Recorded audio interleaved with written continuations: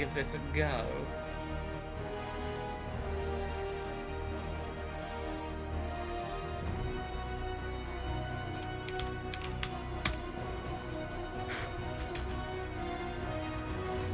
And let's finish setting things up. Getting everything ready. Making sure we are live.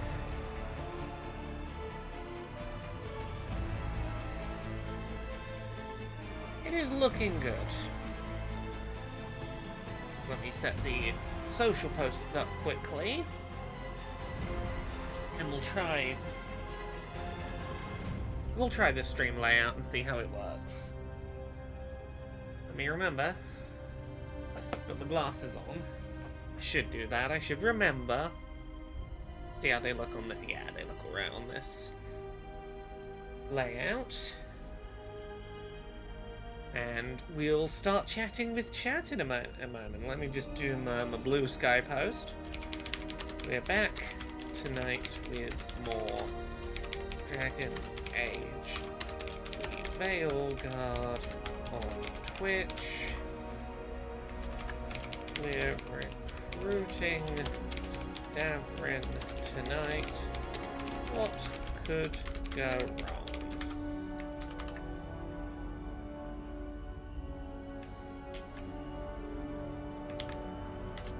Put the posts there. I think we're good. Hey, Artist Synth, how you doing?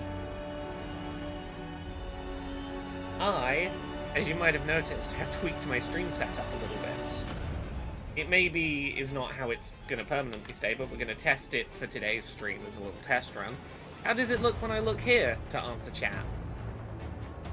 Because I can look at the camera now to answer chat rather than looking to the side. I can look directly down the barrel of the camera and be like, hey chat.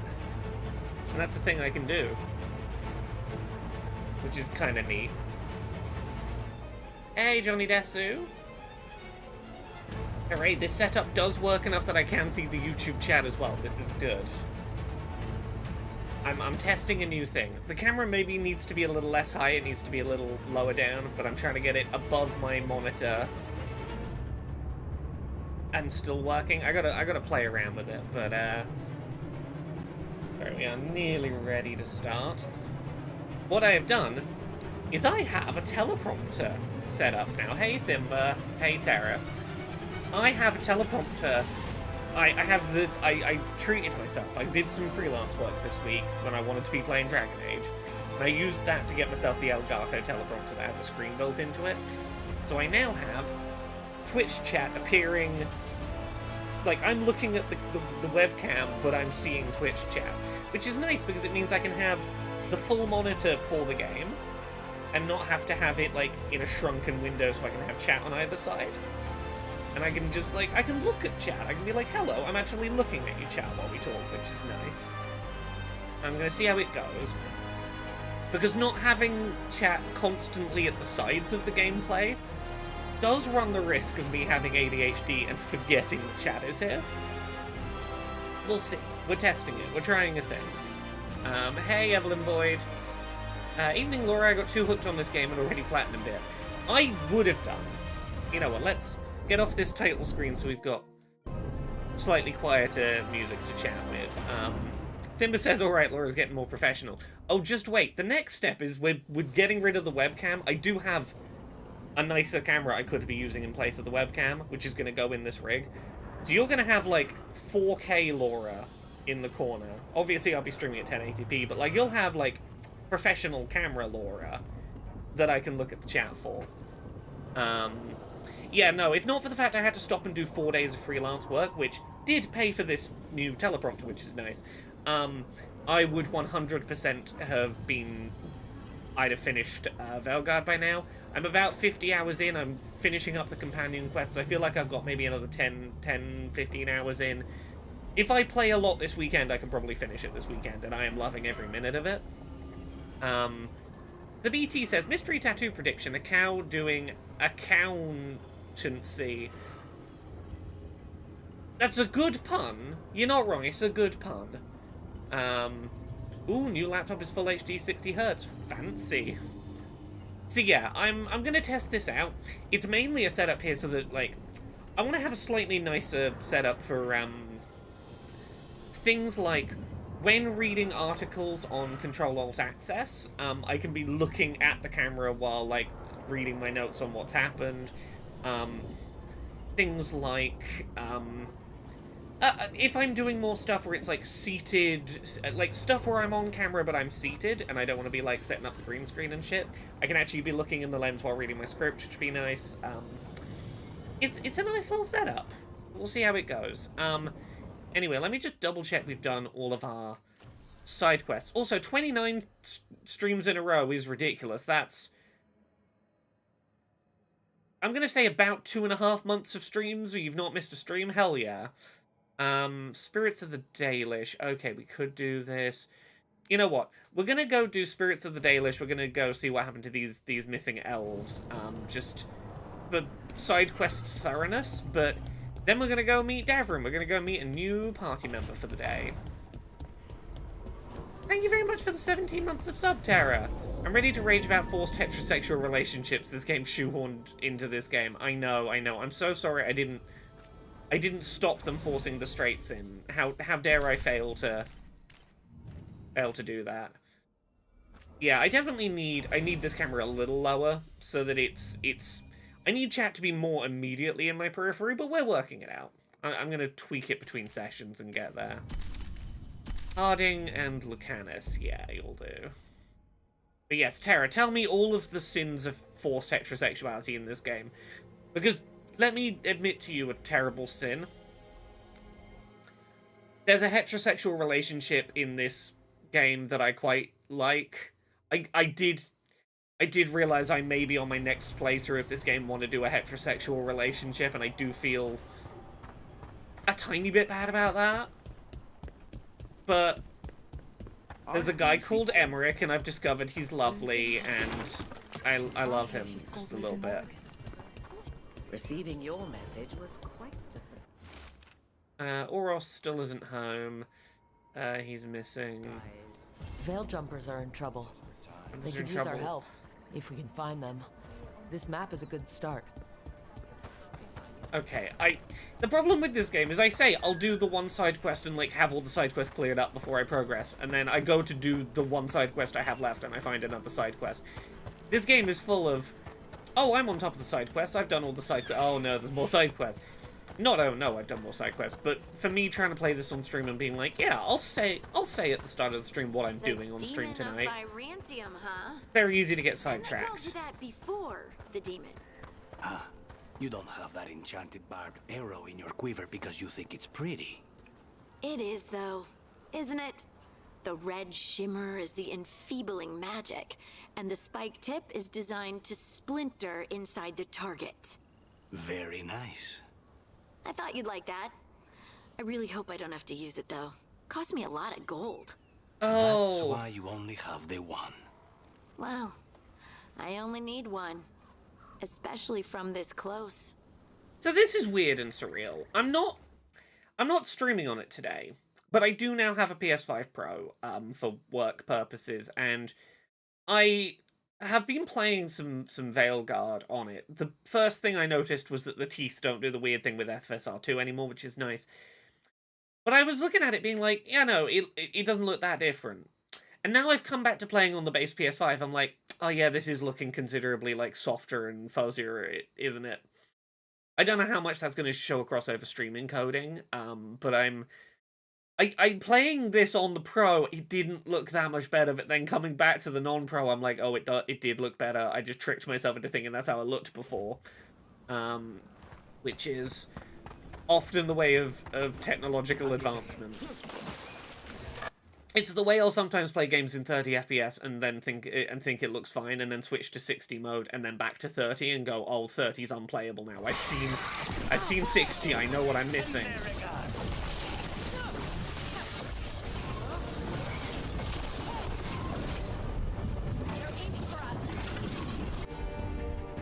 Okay, Harding, you don't have any combo attacks to set off with Harding. That's fine, though. You're right, Tara. It doesn't make sense for there to be heterosexuals in this game. They don't even, like, explain the lore reasons for the heterosexuals, right? But yes, no, I might do a heterosexual relationship in my next playthrough. There's a character called Emmerich, and most of the game I was very happy for him to be lovely, sweet, platonic character, and then right at the last minute I went, oh wait, actually his story, it would have been really cute if I'd been dating him. That would have made the ending of the story really, really interesting. Tara says, it's like that corner gas episode about not being able to go back to drinking cheap wine after having nice wine. Sometimes you get ruined on a substance by having the nice version of the substance and then going back. I cannot tell... I'll dance around a story. I cannot tell a story. But I know someone. Who consumed a substance of some kind. We won't mention it here for TOS, but they consumed a substance of some kind. And then did so again in future and were like, this is shit. What's the difference? Turns out they had been encountering 100% pure version of said substance without knowing so. Which is wild, and then they were like, oh no, the normal people's, oh, it's not for me, can't do it. And that is as much as I will describe that story.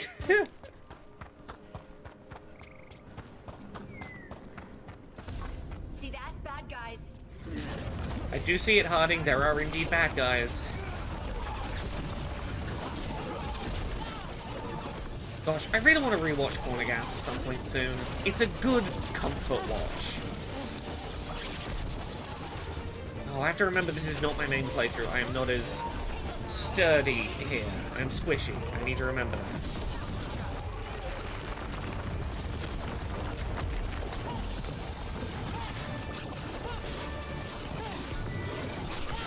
Things don't yet melt at my very presence.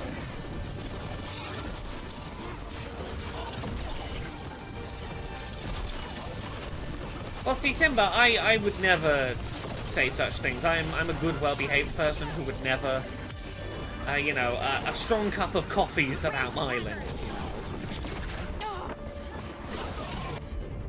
We're all good, well-behaved little children here on stream.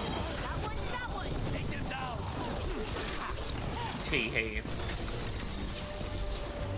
Oh, no, yeah. No, that is not what the story I shared was about. But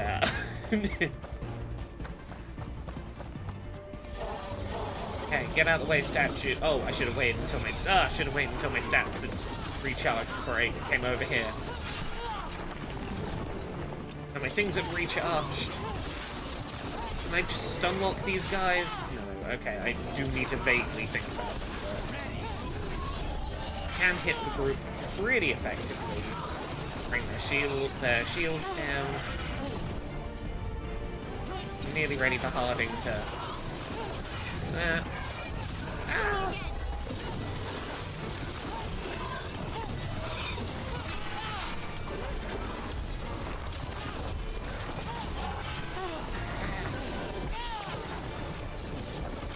Die, big stone fuckers.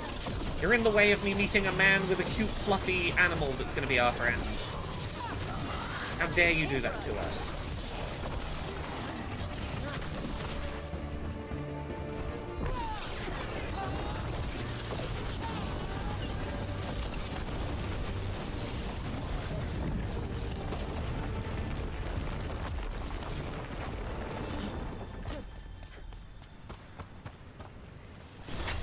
Timber says, this friend of mine, he's kind of smart, loves history and writing. I didn't know he also liked to try unusual things.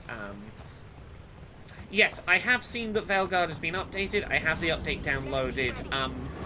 I've seen the Mass Effect armor. It's so-so. It's not nearly as aggressively Mass Effect as I'd hoped it would be. I was hoping it was going to be way more egregious. But we will go have a look at it when we get back to the lighthouse. Yeah, how's everyone else been today? I've been developing a nasty cough, which is not enjoyable. I've been coughing all day and it's been ruining my mood. I found something. It's why I'm probably going to be light on the side quest and just try and get to the Davrim and the mission that comes after it fairly soon, because I want today's stream to not be the longest just because my voice isn't doing great. The storm was coming, we were desperate, it was a cave, we fell asleep around the fire, then the entrance was gone, oh no. Can't get out. They came in for shelter and couldn't get out. The spirit probably felt their fear too. I hate it when you sleep in a cave and then the entrance goes away. Yes, there were some big patches for the game as well. What was the funny patch I read? One of the patch notes... Oh yeah, it was something like, NPCs' necks no longer extend unexpectedly. Which is not a bug that I came across, but I was half tempted not to install the patch purely because I wanted to try and accidentally stumble upon it. Because that sounds hilarious. I'm a big fan of accidental long neck.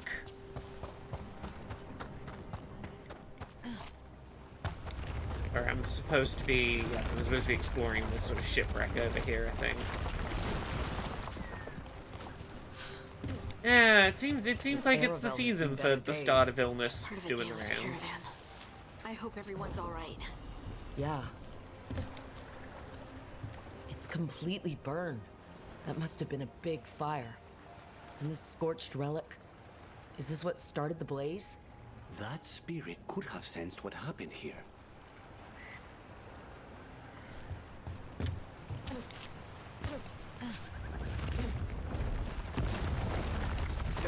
Right, what do we got next? Follow the dots.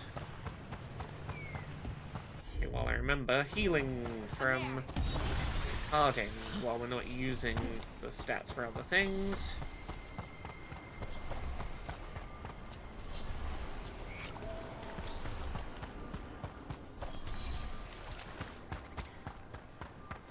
Yeah, I think, honestly, there's only really one area where I want to be perfectionist at this moment about side questing on before we can head to Davrim, and I think we'll be fine. I'm going to go back to that area one more time before we do the Davrim quest.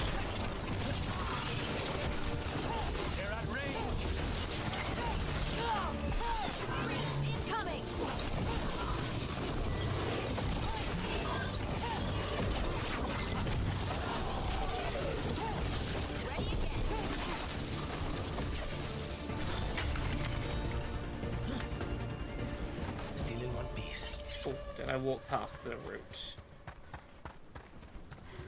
Oh, yeah, this way.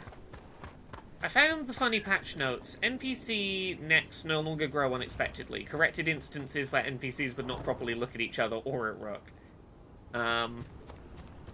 Ooh.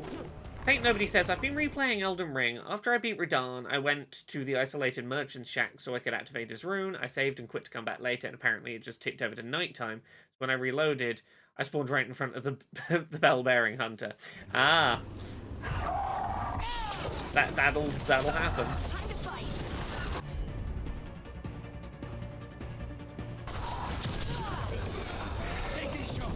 Should have saved Harding for getting that heal. Oh. Oh, you really fucked me up, sir.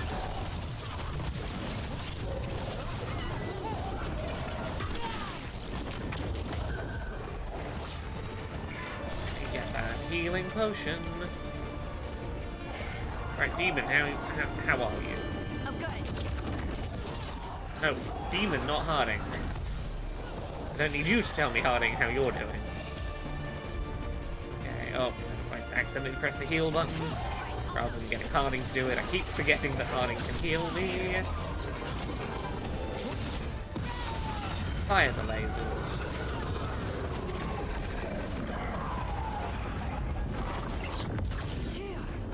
That was quite the impressive way you got dragged back to hell there, friend.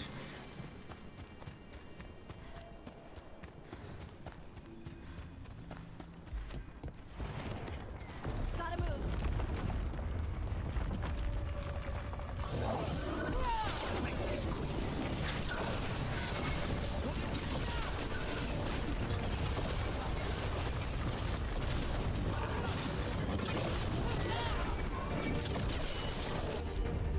Harding, you are dedicated healer.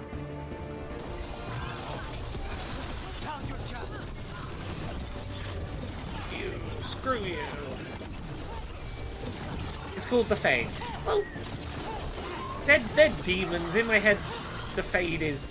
no, the Fade is not hell, I know that, but there's no harm in calling it hell.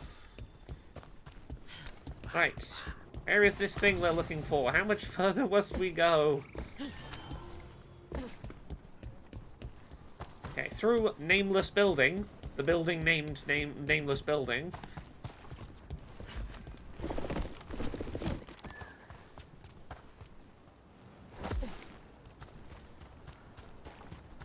Where are we going? This way? Oh no, we're in the circle. We're in. Another of those Fen Harel altars. When they say they fixed NPCs' necks extending unexpectedly, did they make it so the necks don't extend, or did they make them do something to create the expectation? Now, I'd assumed the necks no longer grow, but I would love it if they now grow with a purpose. That would be wonderful.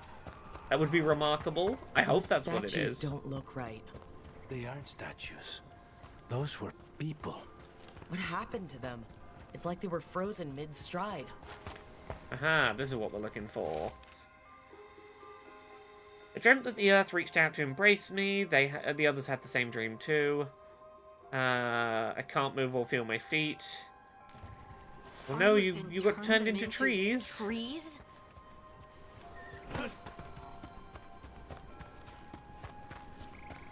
Okay, how close am I to the other ones of these? Okay, okay, they're both...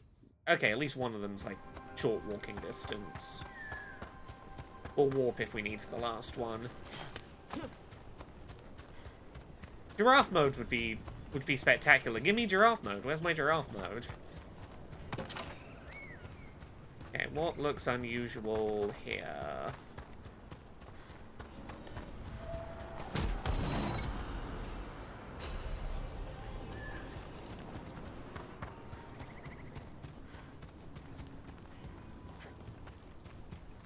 Quite a large area, this. Let's try and do a thorough sweep A around the broken edges. alluvion over there.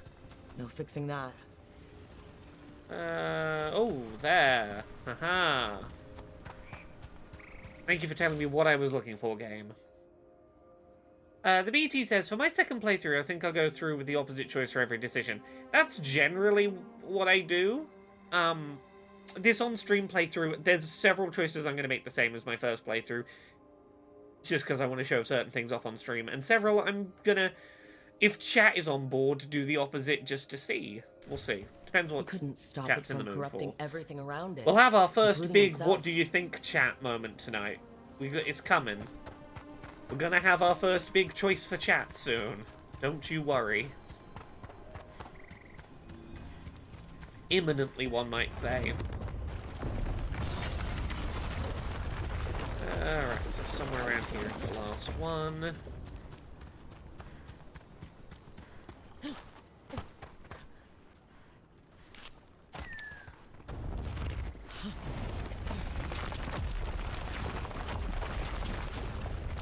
What's this?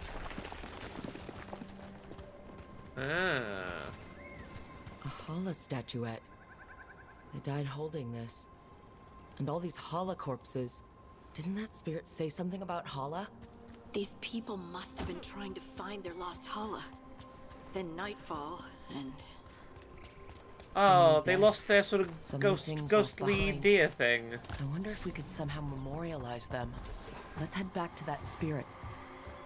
Hey, I all found those your people. buddies We don't died. have to feel this way anymore. So much fear before the darkness. Make it quiet. Make it go away. I don't understand. It would be appeased with a simple gesture that makes it believe the dead are at rest. Spirits of comfort. Very empathetic, but not the brightest, according to Spite. Okay, let's go do a little memorial for some dead and forgotten elves, so the little ghost feels better. You got it. Any idea? Is what that does? Hey, I've come across ancient elven artifacts before, but they're usually broken. Some of this looks brand new. Maybe it's connected to all the floating ruins.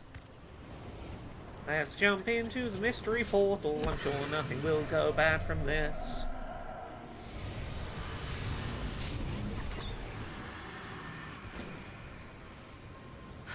Here goes. You were fighters, scholars, explorers, friends, family, and lovers. We will remember you as you lived, and not as you died. Go in peace. Rest well. A moment of pain does not undo a lifetime of hope. Thank you. We helped! Hurrah! Now what's the betting, having done this one quest, not only unlock the one other quest that we're not going to do right now in this area, and this one that we need to go pick up. What's the betting that when I get back to the lighthouse there's going to be another, like, three quests unlocked there, and another one in Docktown, all to jump in the way of us doing Davrin.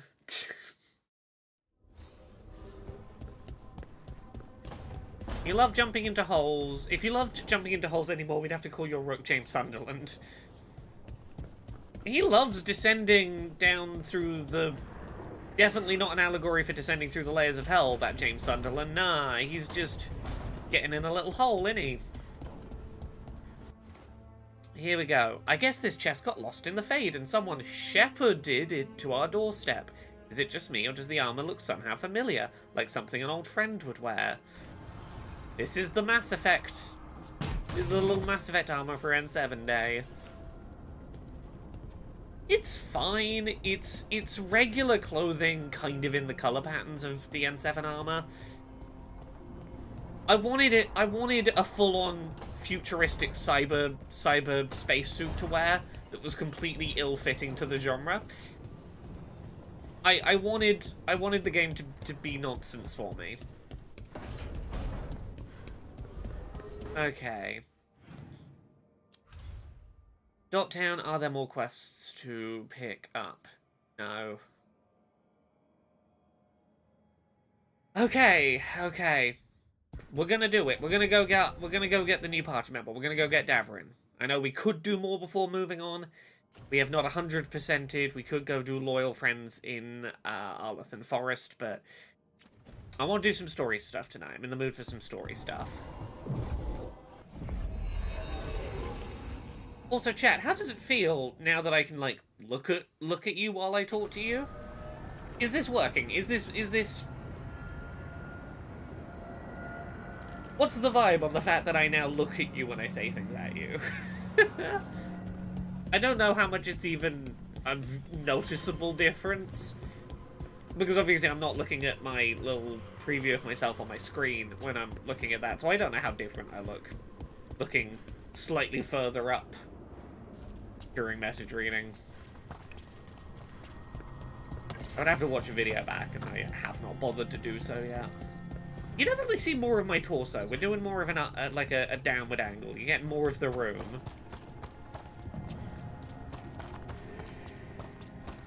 Can you see the word cheese while playing? I mean, I can't while playing, but I couldn't before while playing. I previously had to look to the side of the game. Are you one spirit Now I'm who moves looking around, up or different while spirits playing. who all look the same? Is the thing. As needed, dweller. Right. Yeah. No, I would always have to look away. It's just whether I'm the muscle memory of looking to the sides of the screen or looking up to chat. The difference is mostly that, like, it means I can have the game full screen. I have the game about twice as big on my screen right now because I'm not sandwiching it between chat windows. I've just moved them up. Not really noticeable? That's good. If it's not a noticeably worse experience, then... As long as, again, I remember to new muscle memory, flick my eyes up. I felt it the moment the boat docked. Even Spite felt the chill. It's nice to I have did not know he have could. big full screen.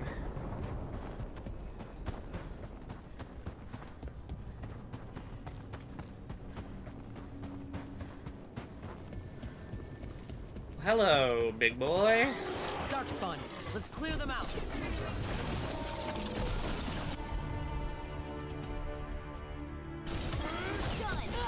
How's your chest?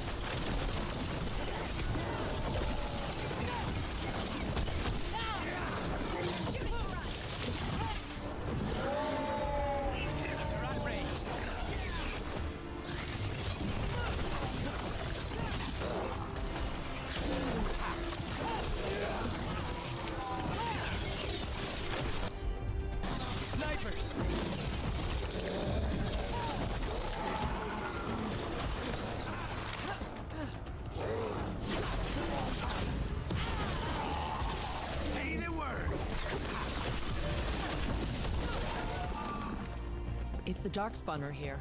The blight on this island must be running wild. Then we'll just have to deal with it.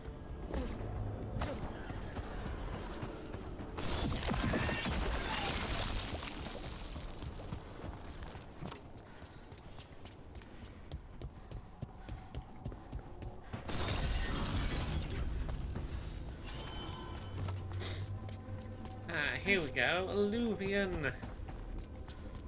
Take us to the High Anderfells.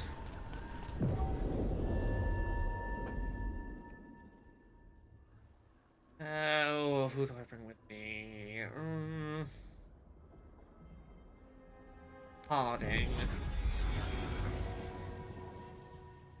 What I have- does Evka and Antoine answer? I forgot to mention it while it was there. I did notice a new thing that has been introduced since the new patch, which is occasionally the start quest text is a little too far to the right. It's not centered in its graphic anymore. Answered our letter. They're willing to talk. In the middle of nowhere? We're the first warden won't notice. But if they don't listen,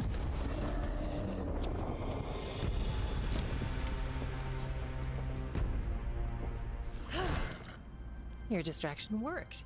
Could have said it when we were farther away.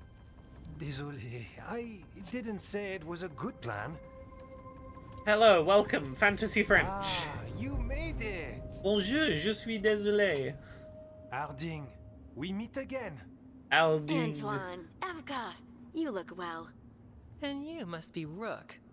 Heard some colorful things about you. Also, I'm just having a weird moment of realization that I could have the game up at chat. I could be looking at chat and looking at that screen and seeing the game, which is weird to realize.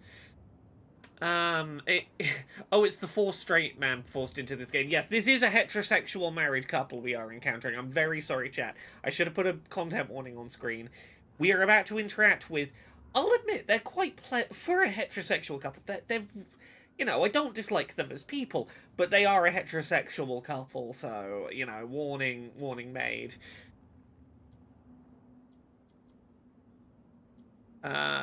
Every colourful thing you've heard about me is true. Every story is true. And they're all true. And you want what from us? The elven gods are changing the blight. Darkspawn too. There was a village, Demeta's Crossing. They overran it with the blight in a snap.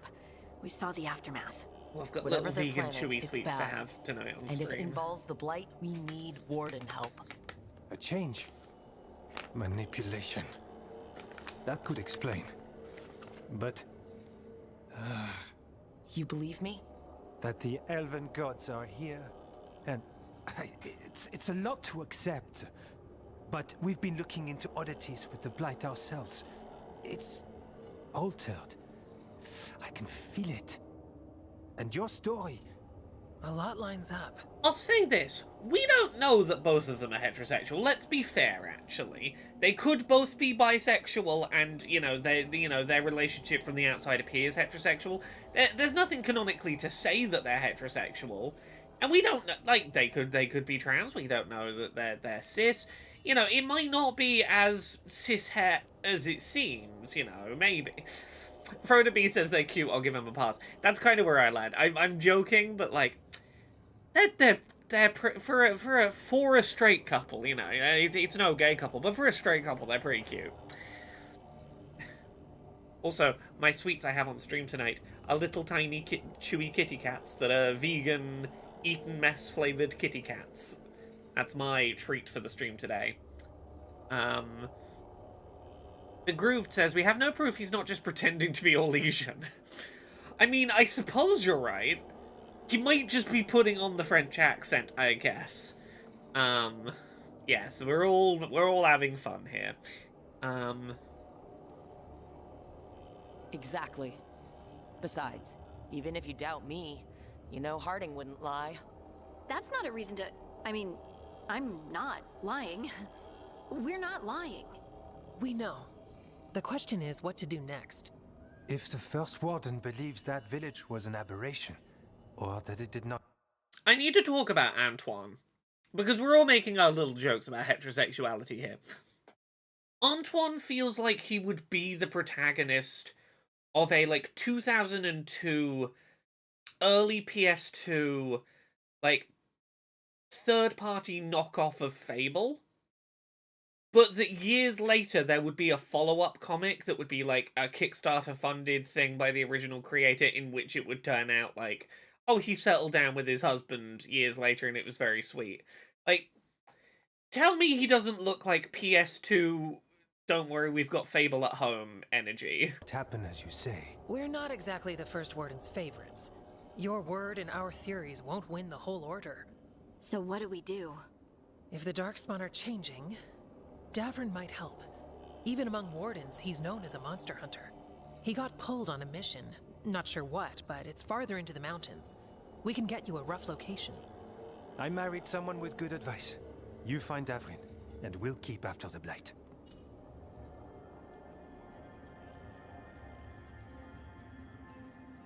Thank you, both of you.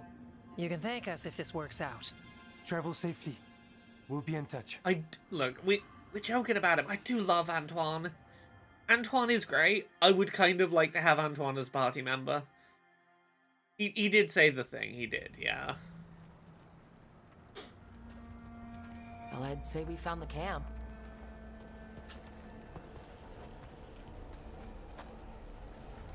So did some Darkspawn, looks like. The fire's still going. Were they ambushed?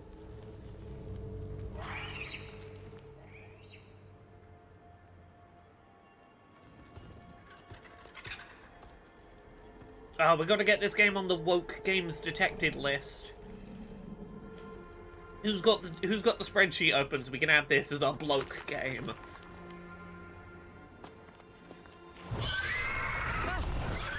Oh, look at this little friend!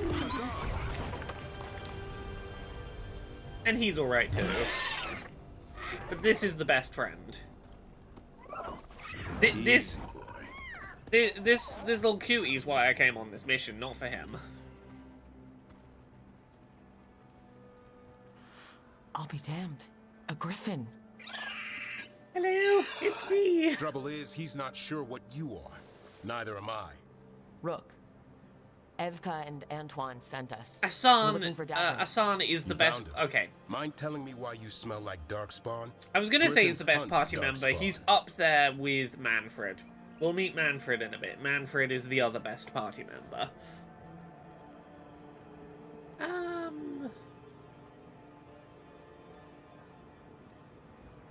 You've got bigger problems than us. We found blight on the tent. What? Where are Lancet and Remy? The camp was empty when we got here. Yeah, this man is also acceptable because he's got cat dad Hassan, to the energy. trees. This is just a big flying help. cat that he looks after. Try to keep up.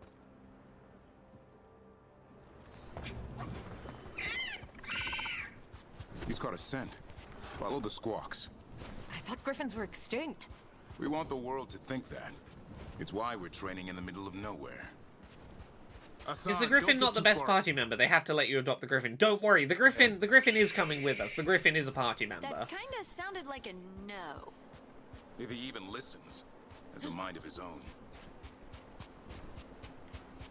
But that's look. The only reason I don't say he's the best is at some point we're going to meet a skeleton that only talks by going, "Yeah," and that might be tied for unproblematic best party member. Darkspawn. Dead Darkspawn. Yeah, we got a good bird cat. Hassan was half right. There's no time. Where you for at, half bird cat? wrong. Hassan, Come hang out. We're looking for live Darkspawn. Oh, there He it understands. goes. Not sure he understands anything but dinner. Keep on it, Hassan. They're around here somewhere. Well, look, I think if we're gonna go like one of them's a cat and one's a dog, Hassan would be the cat, because Hassan like completely disregards orders a little bit and is like, I'm not just gonna do that because you said to. Whereas Manfred is like, I'm just excited to be here. Sure, I'll do what you ask. That's dog energy right there.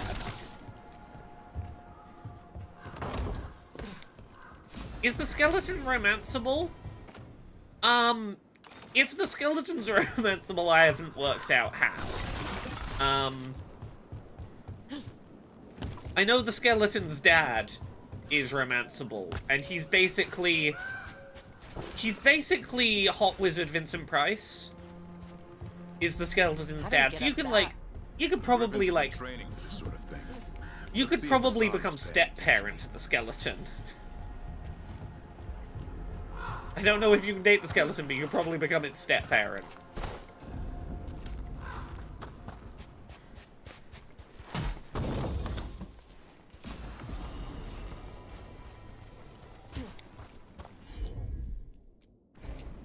Hassan, hit that! That's impressive. You teach him that? No, Lancet and Remy did. They're the Griffin Whisperers. So you're the bodyguard. Griffins are the Warden's greatest legacy. Someone has to protect them. Hold up. I'm glad you're here protecting the Griffins. The Griffins need to be safe. I would be devastated if anyone tried to hurt these precious babies.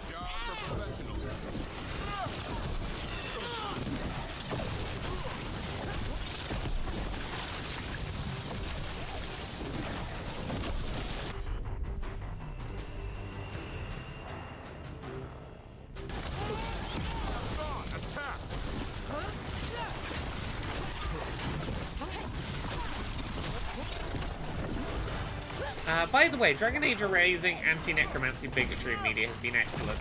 It's been an interesting journey. There are certainly characters in this who are a bit squicked out by necromancy, for sure, but it's been nice having some positive necromancy rap going on.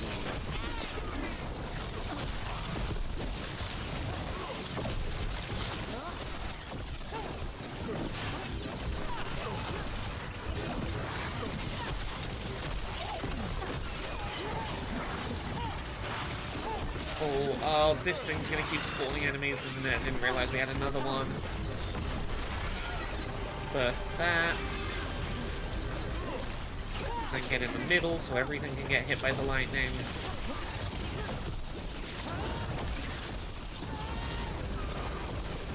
Remy, where are you?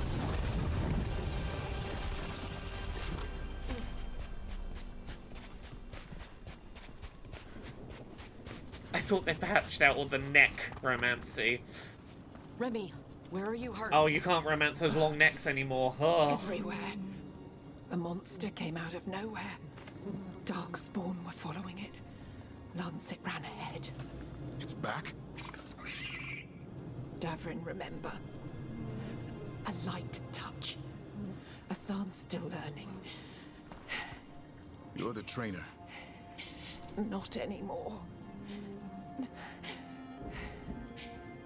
Oh no, he's got to learn to be a dad. He's not just looking after the skeleton anymore, he's got to be a dad now. Those two statues are the spare key. Line up the symbols.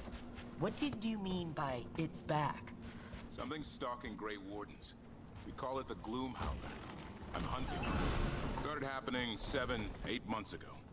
Darkspawn obeyed. Some kind of hold over them.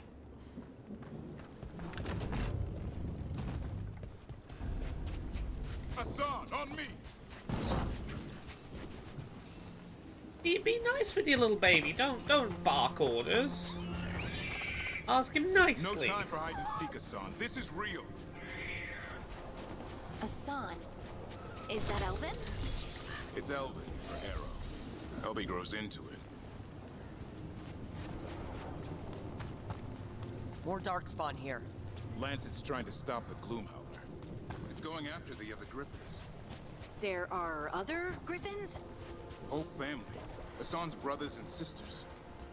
The bridge is out. This place is falling apart. There's a ladder up there. That's our way. Go, little bird cat, go. Good job. Good work, little buddy. Watch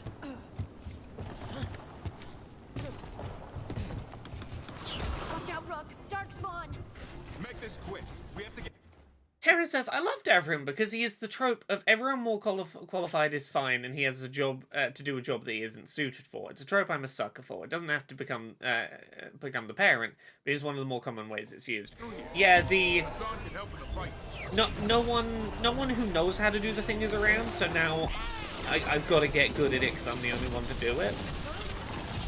It starts off a little reluctant, but by the end it's like, actually, maybe I'm better at this thing that I didn't know how to do than I thought I was. It can be quite a sweet trope, I cannot deny.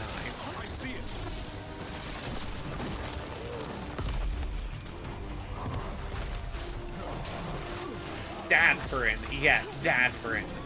That is a new one to me. I've not heard him called Dadferin before, but yes.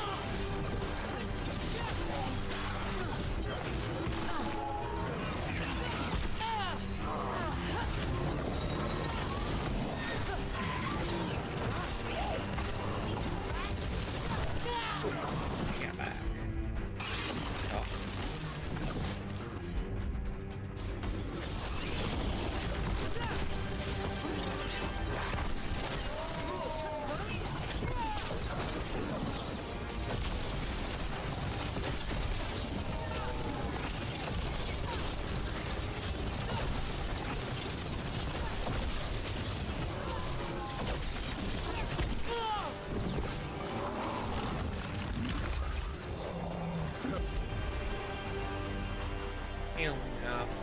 Death from above.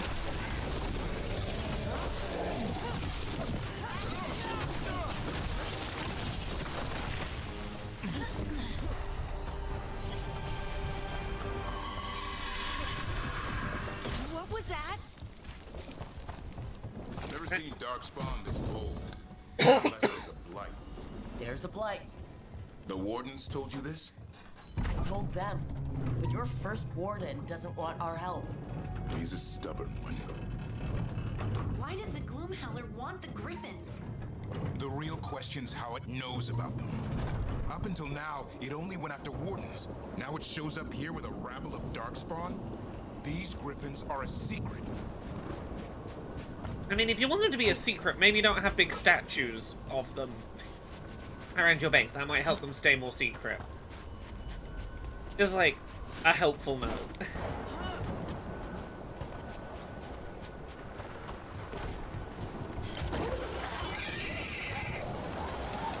Hi! Keep moving. The area's not far.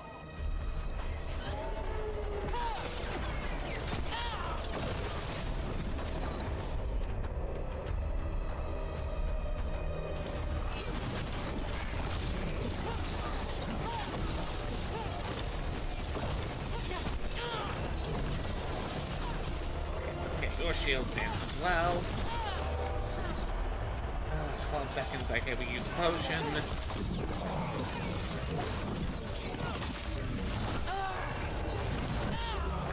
Stop it. Fine, I'll use fire on you.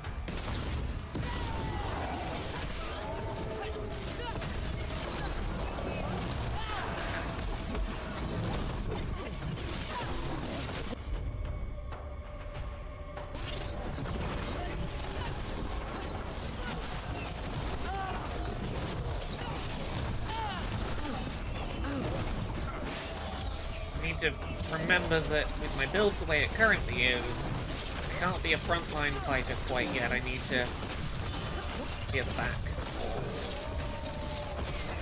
Terra says, Griffins never extinct for hundreds of years before this. Them finding eggs that hatched was a miracle. I will say the game does address that. It does address how you can go from seemingly extinct for hundreds of years to some eggs that are actually viable to hatch. It's interesting.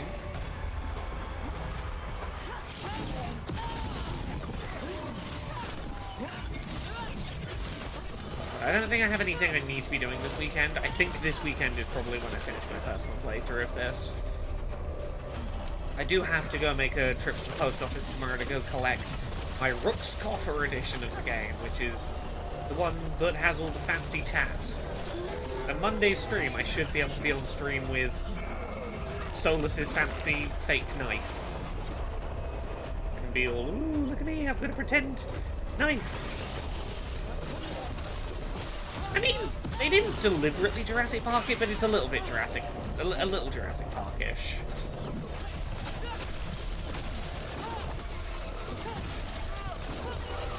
That was the last one.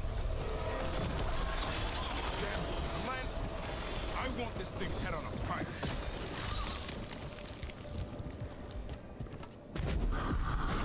That? Made the gloom howl.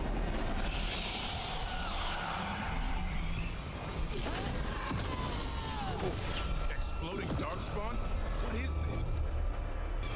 Like I said, this flight's different. Everything's wrong. Stay back. Stop charging me. Move forward so I have room to back up when they charge. There we go.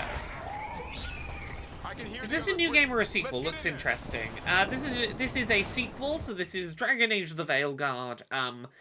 It is the 4th, 5th Dragon Age game at this point. Dragon Age Origins, Dragon Age 2, Dragon Age Inquisition, Dragon Age: The Veilguard, 5th one.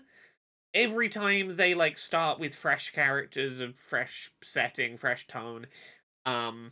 So like there is stuff that runs from one to another, but there's a lot of points where you could jump into the series and be like, they might reference some characters from prior games you haven't met yet, but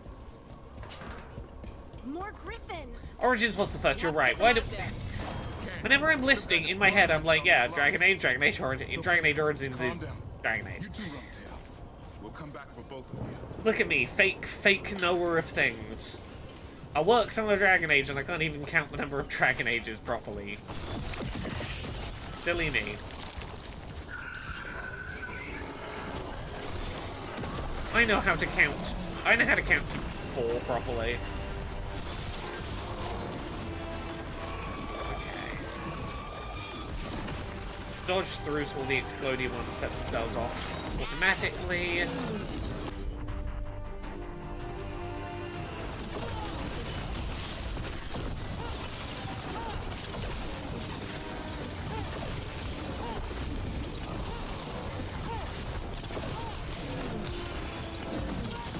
There we go.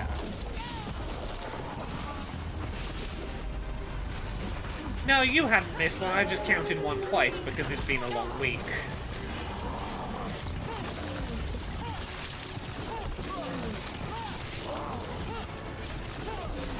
I squeezed 30 hours of playing a thing and a bunch of writing a thing into 4 days on top of the normal work stuff, and my brain's just been mildly melty from fitting an extra 30-hour work week into my week.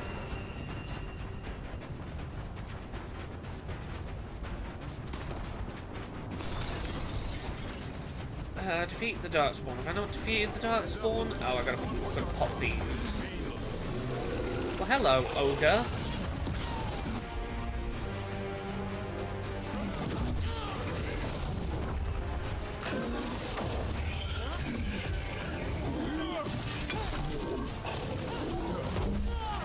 Too many things. I wanted to be playing Dragon Age. Today is the only day since the work week started that I got to play Dragon Age, like my personal playthrough this week. I think that's rude, if I'm honest. That's too much extra work week and not enough Dragon Age week. Ah, okay. Oh, Harding, heal me. I fucked up. Stood in front of the fella that was running at me.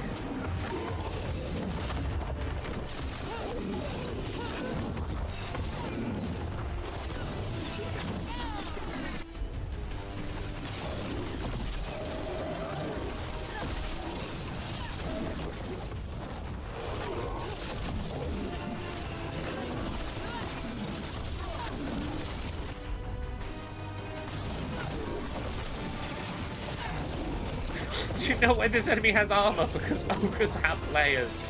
Fuck. BT, you got me. You got me, that's great.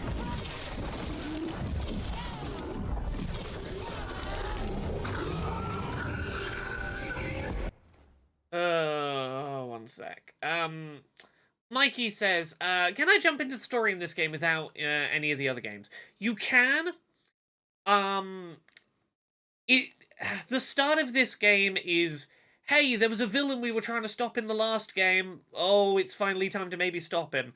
You would have to do an amount of reading of, like, I would probably suggest a what's the basic plot of Dragon Age Inquisition video before playing this. Inquisition is the one that I think most immediately feels relevant to this. I've spoken to people who have jumped in with this as their first one, and they've been like, yeah, I got on fine with it. I stopped a couple of times to read in the codex about what things were. In terms of accessibility, there's a good amount of stuff here. Off the top of my head, I'm playing on console.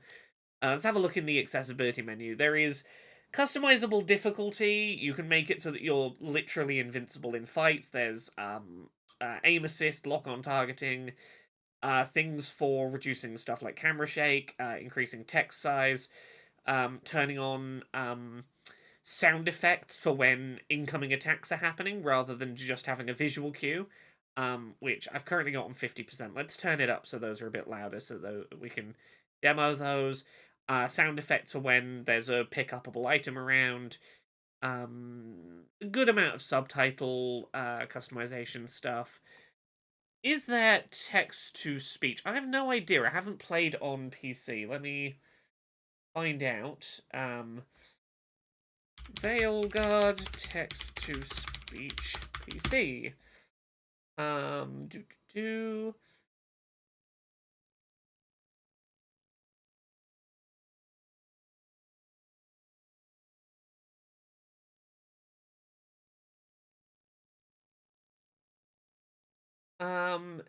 EA's previous PC ports recently, including Jedi Survivor and the Dead Space remake, had text-to-speech available on PC. I can't see confirmation for Veilguard specifically, but it does seem like it is a publisher standard. So I would hope this has... I would assume this has PC... on PC has text-to-speech. Cannot verify that for certain. Yeah, I understand what you mean. Sorry, it was taking a second to make sure I got the info post-fight. I know someone with it on PC I can message in a minute and check with. Anyway, we gotta get these griffins released. They're up there.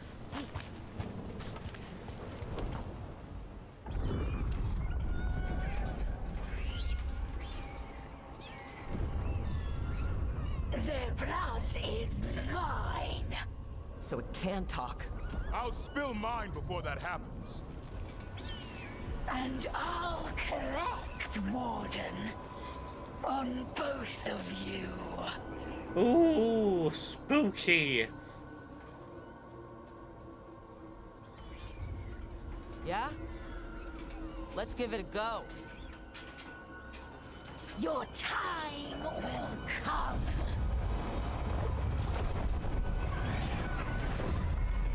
This witch lady's crown looks like a big toenail. Mortal threats are a dull blade. Oh fuck, she stole all the griffins. Oh no.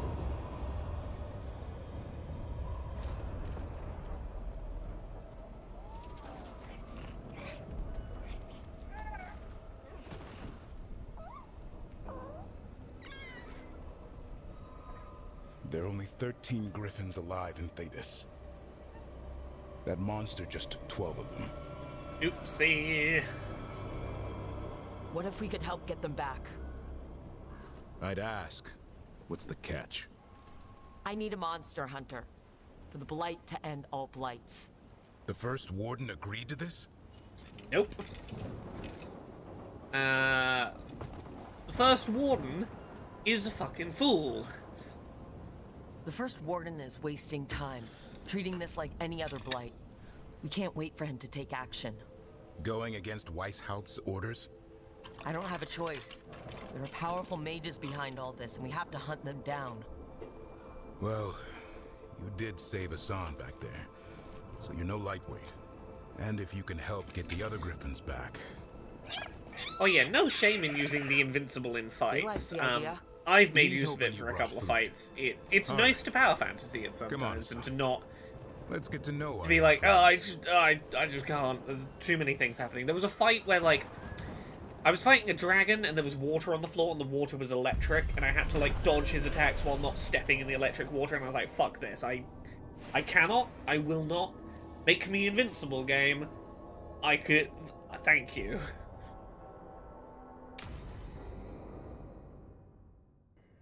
Yeah, because this is the thing. You turn on invincibility in this, you still get to go on a cool action-filled adventure button mashing. And then, look, the bulk of what this game is here's a bunch of conversations, make friends, make decisions, try not to piss people off, maybe fall So in this love. is where you live, huh? It's not a combat Fate. game, it's a dating sim, Yeah, and it's cozy. the one of the can't find us best, here. as biased as I am. Right. Never going to get used to that. We'll find you and Hassan a nice... Oh, is everyone excited to come meet Davrin so we can do some companion quests with him? Is that what's up?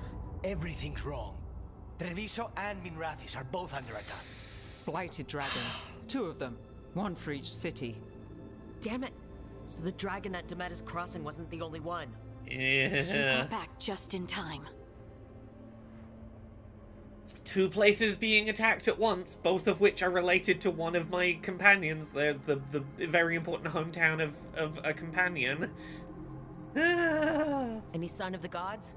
2 dragons at once can't be a coincidence. If it is, the Shadow Dragons and the Crows didn't say anything about it. Last time you saw the dragon, the gods were nearby, no? They'll be lurking somewhere.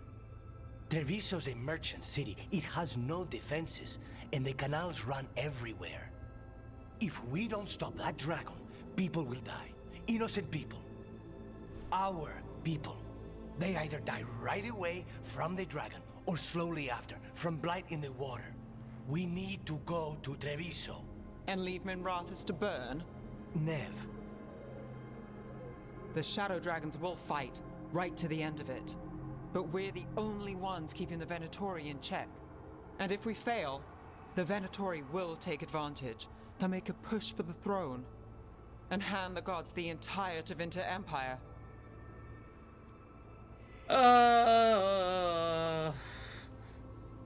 Have we been able to talk to any of... Damn it! There's no time! I need to go home. I need to be in Minrathis. And I must go to Treviso. Go where you feel you must, Rook. We cannot wait.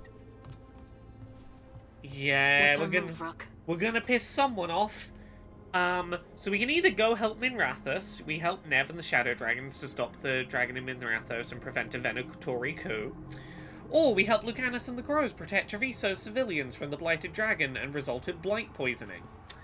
Now, this is why I wanted to play as either the Shadow Dragons or the Antivan Crows. And I was kind of excited when chat wanted me to play as the Antivan Crows, because in my personal playthrough, I played as the Shadow Dragons, which is Nev's faction in Minrathos.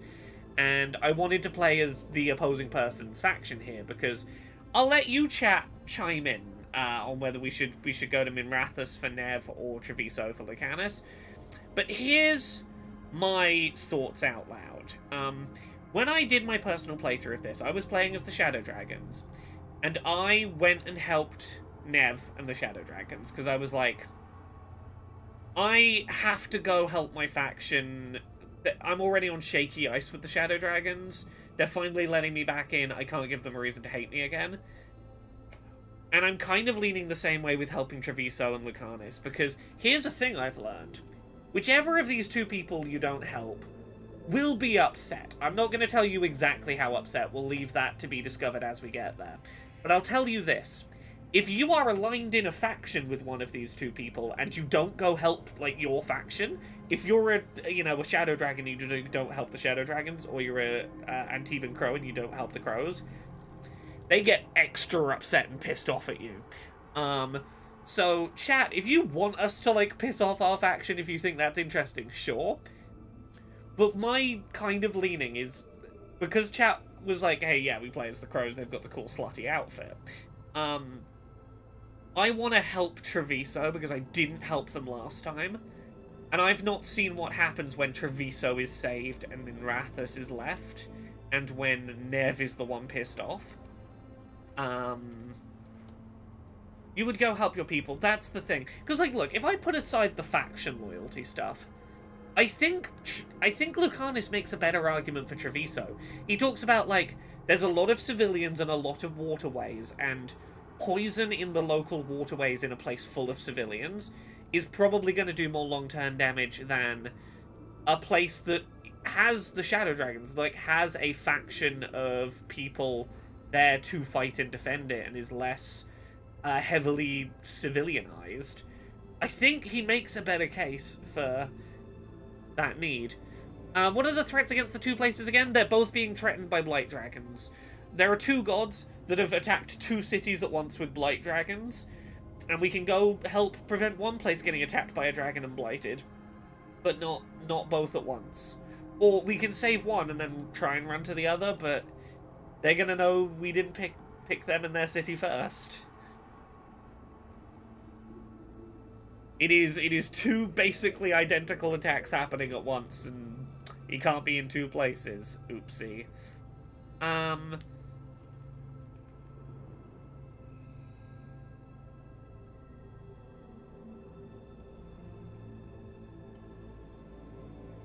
Is there anything downstream of the one on the waterway? That's not info we have. Right now, we only know the effect it's going to have on that specific town. No one's arguing loudly against my argument, so for now, if no one stops me, I'm gonna go help Treviso. I'm gonna be an Antivan Crow first, and gonna live with Nev being a bit pissed off, and I will talk to you all about the consequences of this choice in a little bit. We help Lucanus and Treviso. We have to trust that the Shadow Dragons can take care of things in Minrathous. That said, two of you should join Nev there, see if you can help. And we'll head to Treviso. Understood. Let's all try to make it through this alive, alright?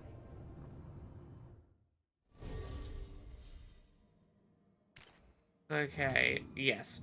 So, Lucanus will meet us in Treviso. Nev can't come with us. Oh yeah, we've only got the two people left to... After this, the next two party members to recruit are my two favorite party members. We'll meet them soon. You know what?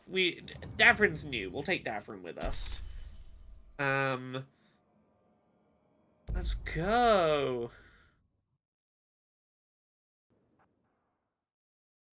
Yeah, I can understand the reasoning for the what's downstream question. I think that's just beyond the scope of the info we have to base the decision on. It's just blokes downstream, that's it. The BT's right. It's only some guys. Listen, the dragon! The Antam brought it here somehow.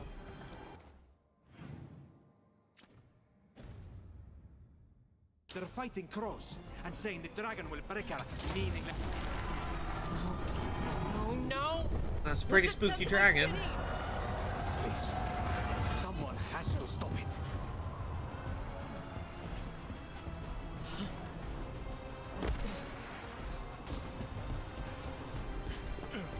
Here we go.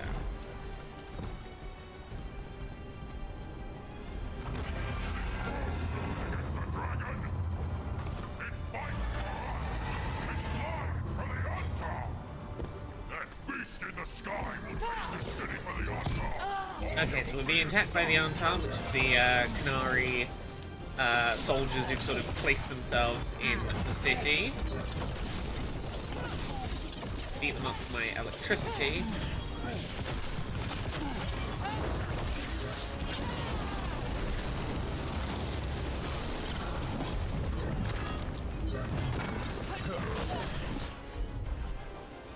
Okay, it's just me and Davrin for now. We don't have Lucanus yet until we find him.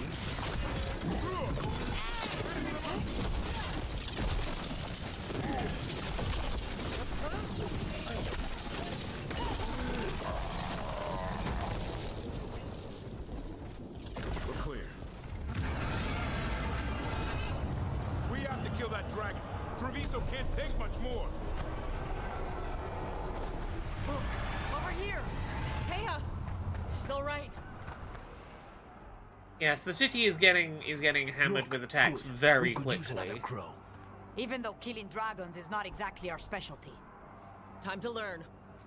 Where the dragon attacks, the Antam soon follow. It is strong and fast. You must get its attention, then lure it onto the ground. We'll figure out a way. Drop your courage. We will need it.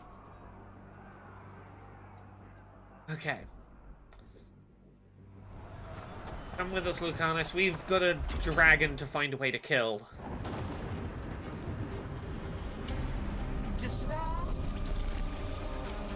Hello, Gillinane.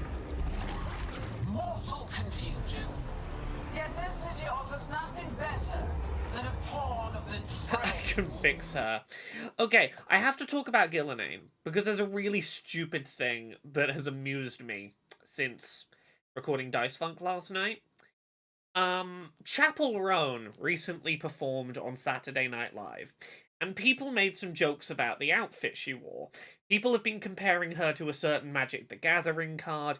Like, she came out in an outfit that involved a very big crescent moon on top of her head, and some things almost a little like tentacles coming out her middle.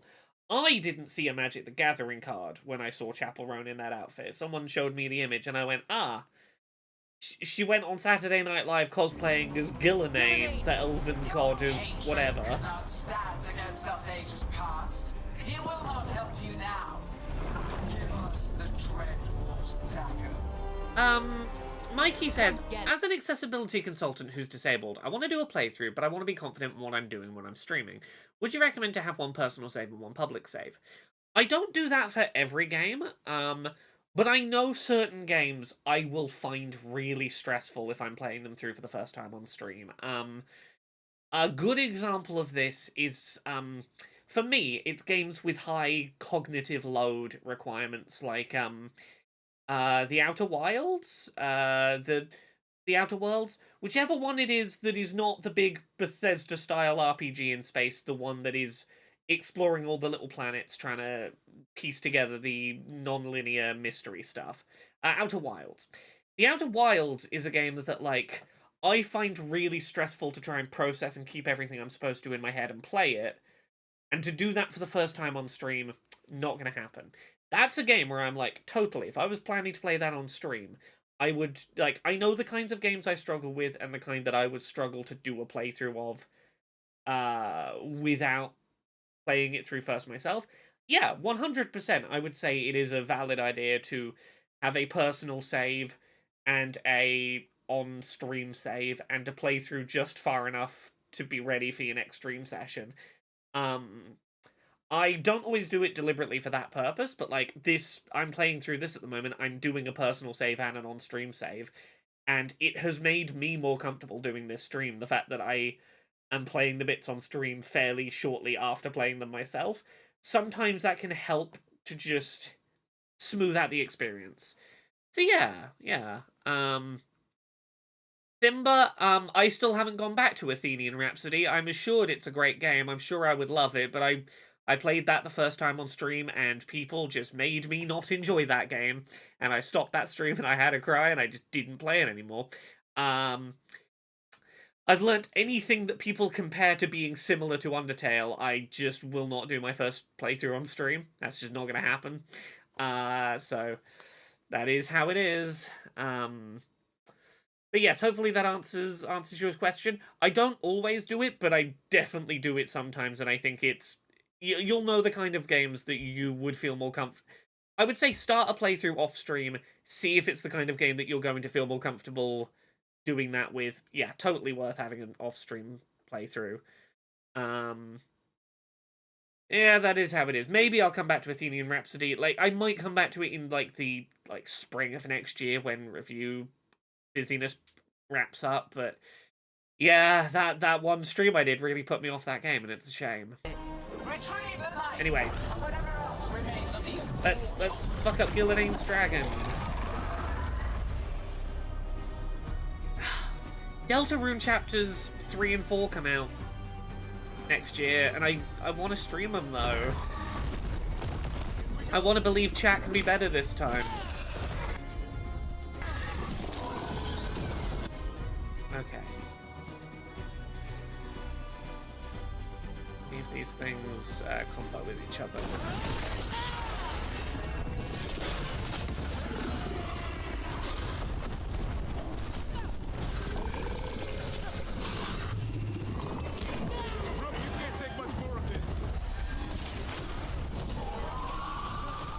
Attack those legs while they mess and glow the purple.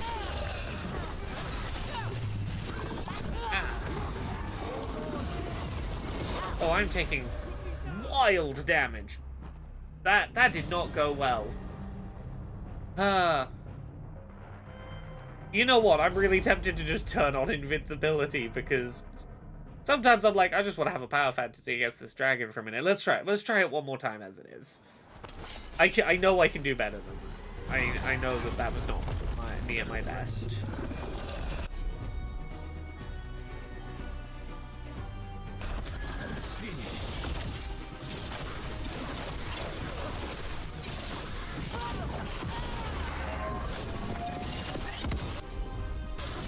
Oh, we did have a combo. What two moves combo?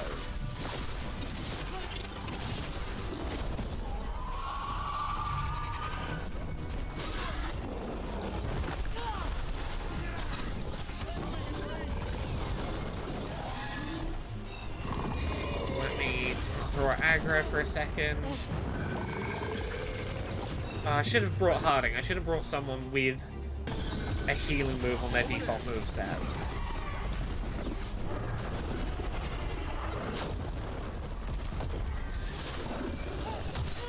Oh.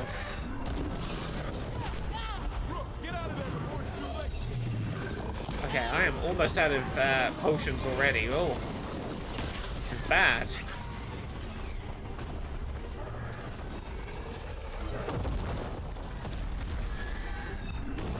I need to be way more cautious.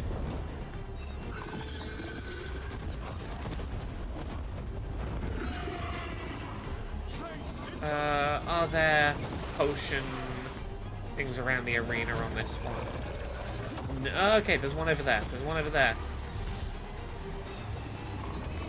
Ah.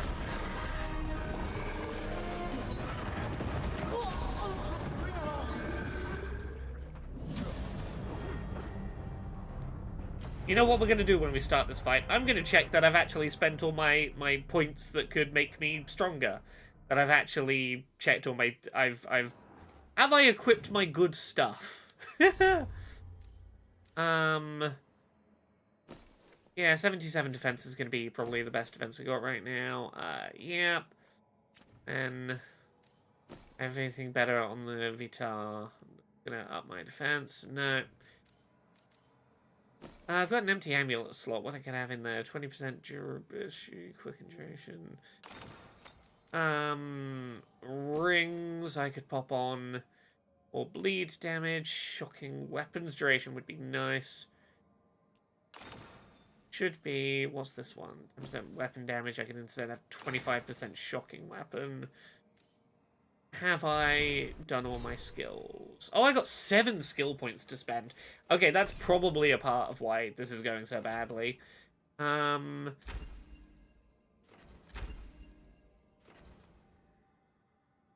did I get here? Strike abilities, projectile abilities.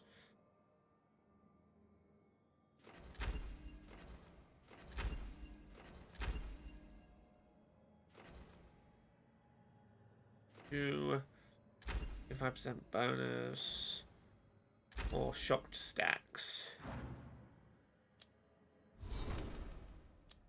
Okay, and let's look at our companions. Davrin, you got points spare. Can I spec Lucanus into healing moves? If Lucanus had a healing move, I'd probably be doing better. Let's get Psalm's Strike some points in it. Then, Lucanus, you're going to be my... Oh, you got nothing in your trinket slots. You have no trinkets. Debilitate, Abominate. We don't need Adrenaline Rush. Let's get a heal on you. And then... Oh, we got 6 points to spend on you. We're going to make that heal real good. Okay.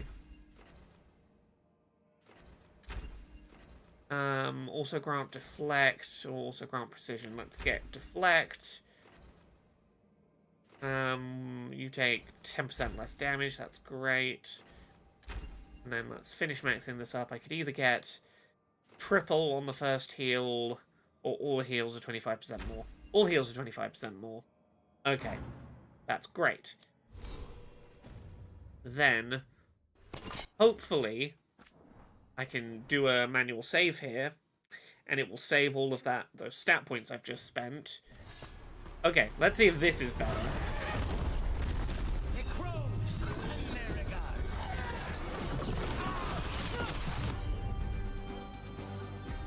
Okay.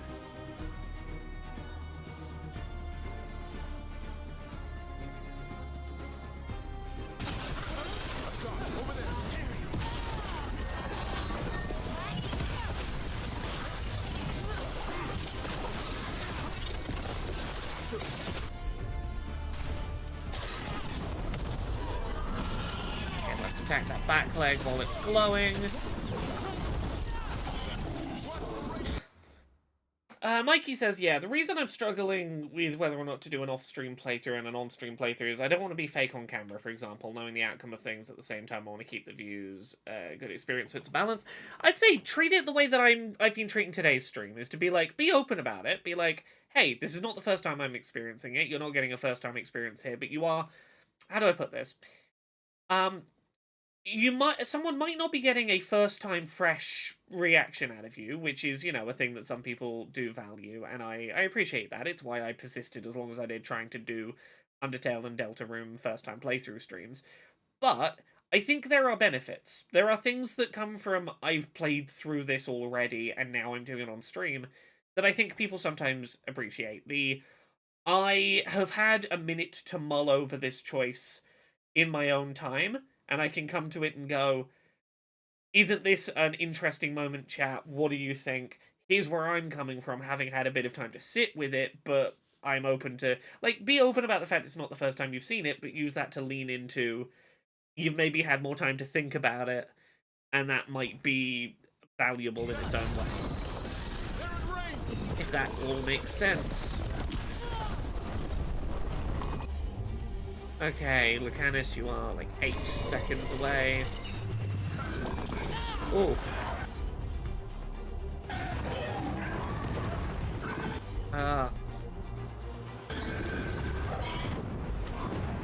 Come on. Okay, yes, Lucanus can do me a heal.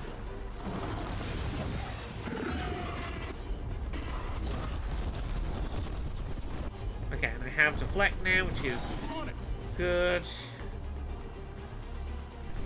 Thanks, Devrin. Happy to help. Oh.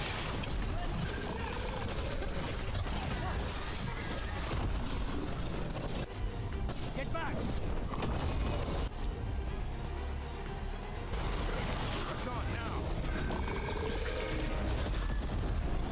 Okay. Hey, cheesehead! I will hydrate in a minute when I'm not mid-chaos. Okay. Lucanus, I'm not going to use your specials at all. I'm going to save you for, yes, for just this occasion so you can heal.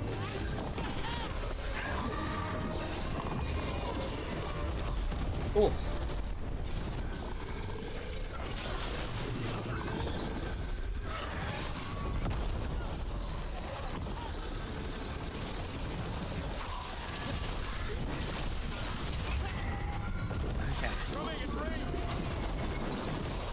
Okay, dodged the ice that time.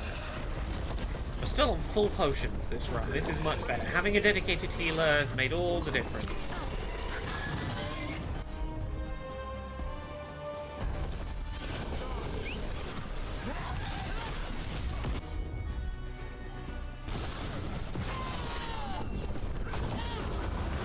Okay, and Lucanus is ready to heal again. Perfect, perfect timing.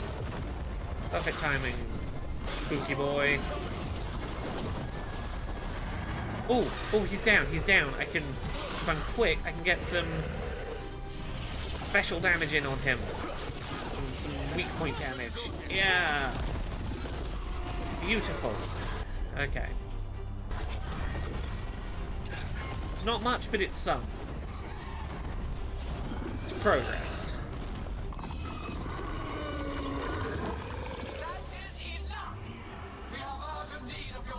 Ah, there we go. Thankfully, that's as much at this moment as we needed to do. It's going!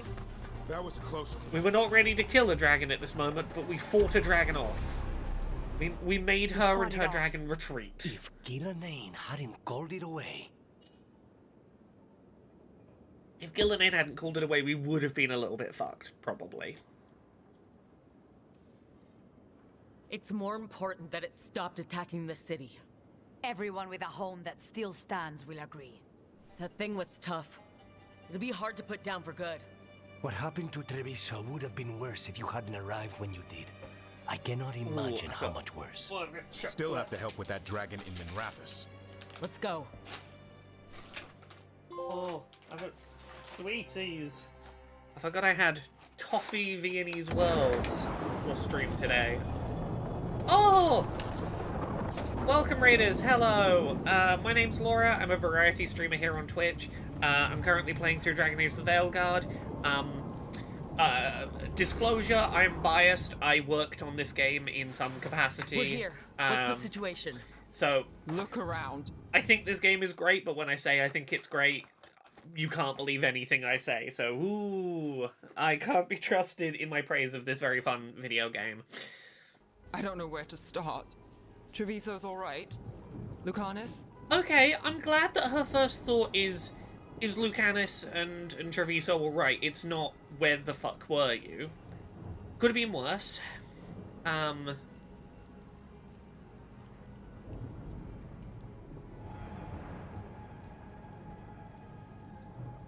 We stopped the worst of it, even if we couldn't kill the dragon. The Venatori had a clear shot at the palace while we faced a dragon we could barely hurt. The Viper drew it away from a safe house and took a claw to the gut as thanks. A healer could fix the wound, but the Blight's already in him. I know of magic that may slow the corruption. That'll give me some time. Oh, fuck! This is all you. The risen gods, the Blight, the dragon. Now the city's lost to the Venatori. I did not know Viper was going to get blighted. It is what it is. Oh, Viper, thank you for backing me up. Oh. Tension's a little high. You should go for now. I need to be here a while. See to things.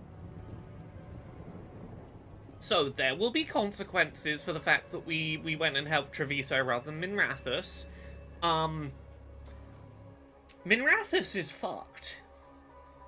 And doesn't like us. We can't use the vendors in Treviso, in Minrathous anymore. We can't, like, buy stuff in Minrathous anymore.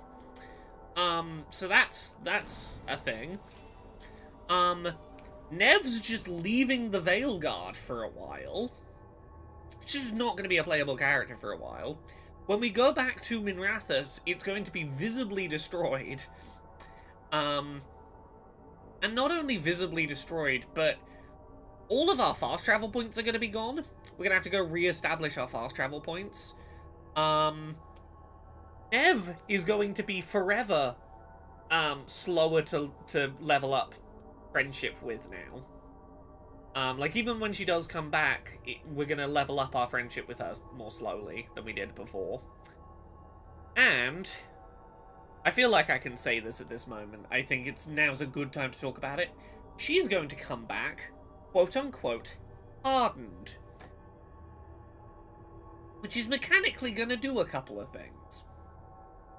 Her attack abilities are going to be stronger, but she will not use any healing or support skills anymore. Her healing skills and her, like, buffs and things, gone.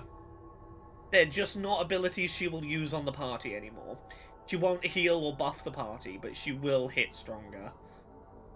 Because we didn't come and help her, and she was left to watch her city burn alone without help. Which, I get it.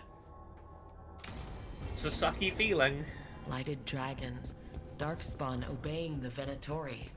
Maybe Solus will know something. Also, that's why I wanted to make sure I finished all the quests in Treviso and Minrathous. Because any quests that weren't yet completed in those places are just gone forever. Those quests are just not completable anymore. So yeah. let's go chat to Solus about who else we can add to the Veilguard. Spoilers, it's the 2 best party members. We're gonna get given a quest to go get the two best party members. Gay Vincent Price Wizard Uncle and cool badass Dragon Hunter. When last we spoke, you intended to assault the cruel and the corrupt, in hopes of finding servants of Elganan and Gillenane. Has your search been successful? You could say that. It looks like both the Venatori and the Antam are working for Elganan and Gillenane. Unsurprising. The Venatori want magical secrets, and the Antam want to destroy anyone opposing their brutal expansion. Both will readily bow to anyone who promises them power. Echo says, damn, okay. BioWare heard everyone be like, it doesn't feel like my choices matter, and decided to make us suffer for it. Yeah, it's a pretty brutal first big choice. And, yeah. Oh yeah, also, like, this should go without saying, whichever one of them you didn't help, romance is off the table for them. They will never be a romanceable party member, so we cannot romance Nev in this playthrough. Nev will not be a romance option for us. So, no matter what happens, one of your 2 party members becomes unromanceable at that point forward. And they're using that power to hurt a lot of people. The Antam and the Venatori both have dragons doing their bidding. Dragons? That is worse than I had feared. Yeah. We drove off the one the Antam brought to Javiso. Barely. Have you determined how the dragons are being directed? If it is blood magic, it may be possible to disrupt their control. The dragons were blighted. We think that's what let the gods control them. The Blight. Of course. The Blight seems to be the gods' favored tool right now. We ran into Venatori who could control Darkspawn. Elganan would not bestow such power unless the Darkspawn were to serve as the main force of his army. And I suspect Gillenane will see the Darkspawn as new subjects for her modifications.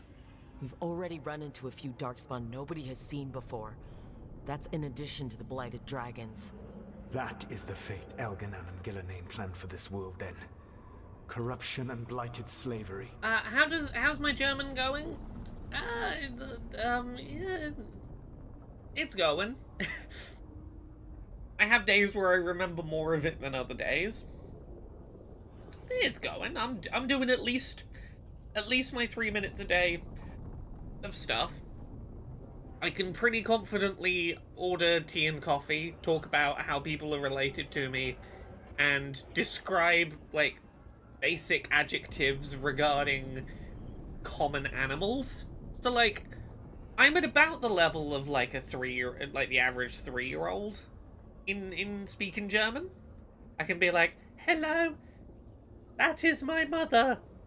The mouse is smart. I would like some water, please. That's about where I'm at. But I'm working on it. I'm getting there slowly.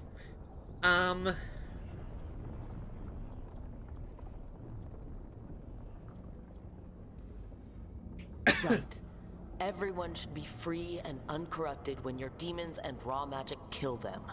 Do you truly believe my goal was to destroy this world? No, but I don't think you cared that you were your doing it. goal, like you said, was to transfer the gods to a better prison. The one you're stuck in now. And you were willing to tear down the veil and destroy this world while you did so. The veil is a wound I cut into the Fade in a moment of desperation, while making their prison. It should not exist. I had a host of spirits ready to help when the veil fell. They would have minimized the loss of life. Maybe if you'd fucking told someone. It's the best guess. How many deaths? Hundreds? Thousands? At least. Those deaths would have been on my conscience. But the world would once again be as it should be. Oh, and here I was worried. Many would have died, I know. But afterward, flowers would grow again. Spoken like a god. I am not a god. You're acting like I am one. as I have always been. A man. all too aware of his failings. But equally aware that if he did not act, accepting the judgment it would bring, all would be lost. What about for the They call people me the who you Dreadwolf. sacrificed? For them, all would be lost when What you will act. they call you when this is over? I don't care what they call me. If they're calling me anything, it means they're still alive. That's all that matters. Acceptance. You are willing to face the consequences your actions may one day bring because the world needs you. I believe I can work with that. If the gods are using dragons, you will wish to find someone trained to fight them. Yeah, I we will. The Lighthouse Illuvian. Yes, we found the crossroads. It's That's, still confusing. that's Tosh. Tosh is I cannot help fucking you from cool. in here. You may need to find an expert in the magic of the Fade. And if the Darkspawn are to be that's Elganon's Emmerich. army, you will need Grey Wardens to fight them. Well, we got one of those. I've got a few of them. Their leaders don't trust me right now, though. Let's go get Tash I and have faith Emmerich, in you, the Rook. best two characters. You seem to have a knack for gaining the cooperation of your adversaries. Now, who do we get first? Why am I even asking? I know who I'm going to get first. I'm going to go get Tash first. So this elven But I want god both of them thinks we ASAP. need a dragon hunter and a Fade expert. Yeah. He's right, about the dragon hunter at least. The shadow dragons did all they could. The dragon was just too much. The moment the dust settled, the Venatori rushed We in. did get our ass kicked by Guess that they dragon. knew We it do was need coming. some help. Nev's staying for now. She said she'll be back soon. But at least you took care of yours. We heard it, but didn't kill it. The dragon flew off before we could put it down. Treviso could have used a dragon hunter. That much is true. That's hindsight talking. We didn't know a blighted dragon was coming, or that we'd need someone who could take it down. We should not forget the second dragon in Minrathos. We ought to see what we can do to help. However, there is no telling how long Nev will be helping the shadow dragons with the aftermath. Hey, let's not get stuck in our regrets. Oh, he's all right? out of Hang on a bed. minute. Not only have you retained the services of a demon assassin, you're also taking advice from the elven god who attempted to tear down the veil. You should all be is more my excited. problem. He's out of bed. That's what they always say. Rook, Lucanus is one thing, but do you really trust this Solus? Yeah, everyone big up Varric a bit. He's out of bed. Look at him. Well done.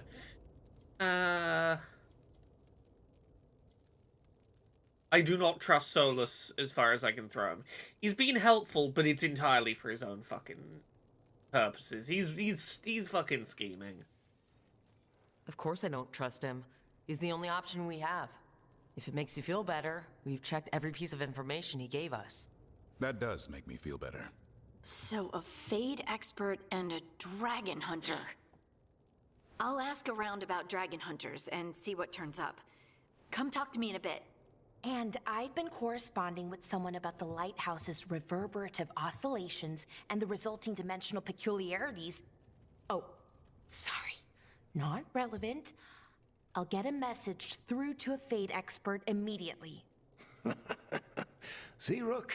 Nothing to worry about. All right, we all know what to do. Let's get going. I need this cough to go away, please. Right. Who's ready for literally every party member to have stuff they want to talk about? Okay. Davrin wants to talk, Harding wants to talk, Lara wants to talk. Nev doesn't. Nev's chill. We'll go talk to our new party member. Let's talk to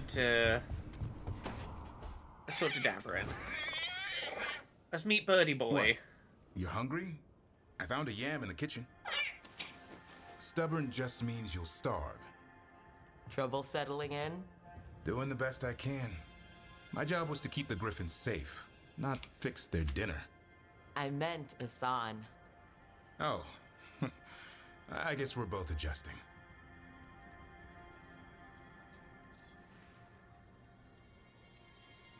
What's the history between Grey Wardens and Griffins? Back in the day, Grey Wardens raised them as aerial cavalry. When a blight got going, Wardens rode them into battle.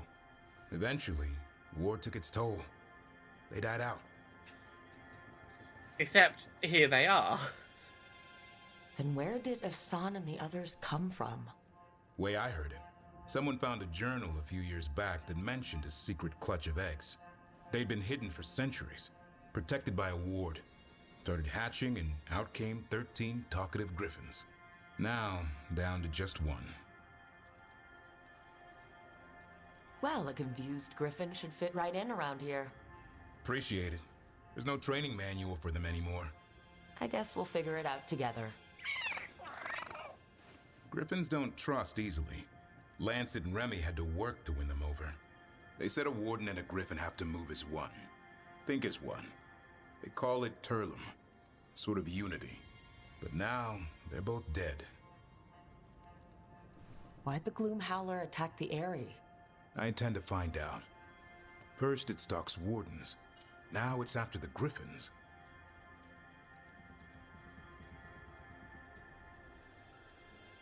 Don't worry. You and I have a deal. We'll find them. Appreciate that. Though it sounds like you've got your hands full around here. Just a tad. Oh, there's time. We'll find. We'll do Veilguard everyone's and jobs. Gillenane. Hard to believe. Can't be easy hearing your own gods are ending the world. Elves have enough trouble. Don't need this on our heads too. But I have to say, killing a monster is one thing. Taking down the goddess of all monsters and the god of vengeance while you're at it? I'm not blind.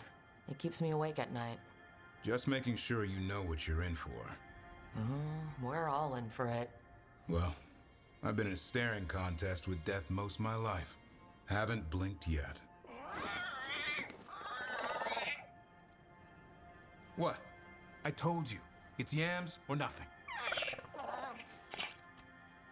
Get him maybe some, you get him some needed nice the menu. griffin food. He's a good boy. He deserves some tasty treats. Look at this little baby. Look at him. We can pet him later and it'll be cute. Okay, let's go hear about the two best characters.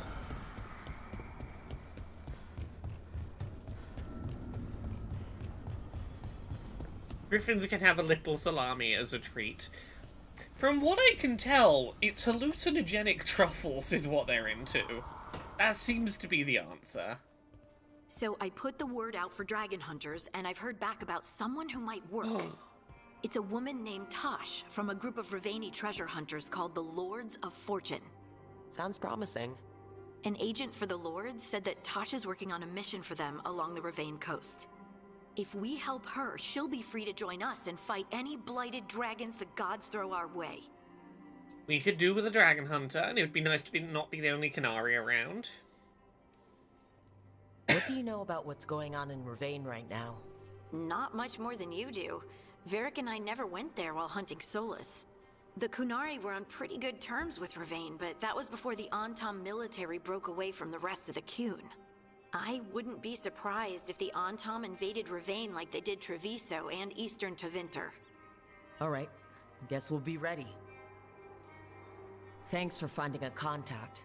There can't be that many professional dragon hunters around. Time to find out if the crossroads can get us to an alluvion in that area. We'll head out whenever you're ready.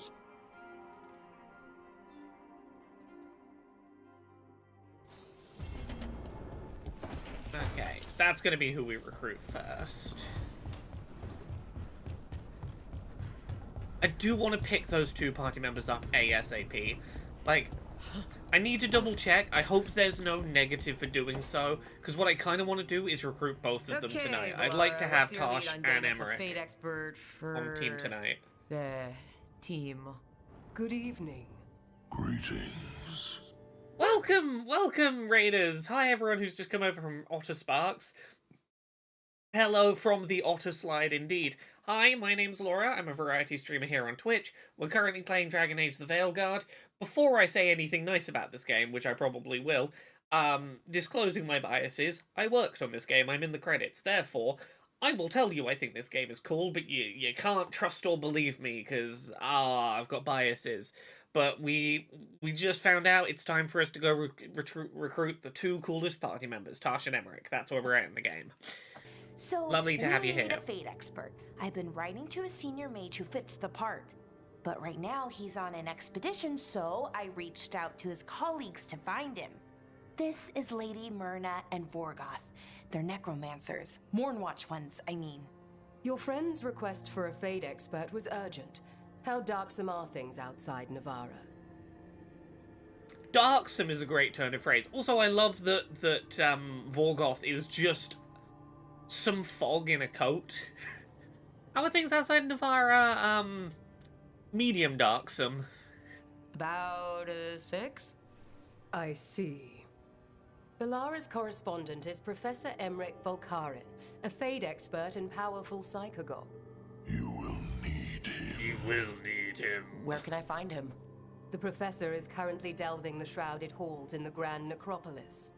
We will grant you passage to look for him. Where the dead. Lately, they grow restless. Echo says, I might start using darksome to describe when things are a bit crap. Right, it's a nice, it's slightly flowery, still gets your point across, but like softens the blow of things are rough. Okay. I know I should be being a completionist about things before I go, but fuck it. I want Tash and Emmerich on my team ASAP, and I'm just gonna go get them, and we can worry about everything else once I have the two best party members. Once I have them, we can do everything else. Who am I gonna take with me for now?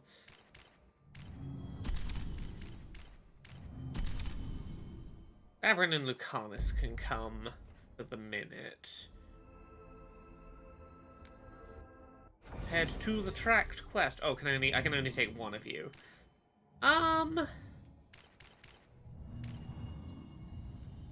Ooh, we're gonna take Lucanus, because there's a fun thing I've discovered while doing my personal playthrough that is not immediately apparent, which is Tash, the person we're about to recruit, really is a little obsessed with the Antivan Crows. Mum told stories of them as a kid, and therefore, putting Tash and Lucanus together is really fun, because you start getting a bunch of dialogue that is Tash being like, so I heard this about the Crows, is it real? Is so-and-so real about the Crows? And it's a really, they have a really fun dynamic. I didn't realize this until quite late in my playthrough, and I kind of want to get a jump on it, because I want to see where that's going. Oh, I could have taken Harding as well, the character who canonically has a bit of a crush on Tash. Would have been a fun pick, but...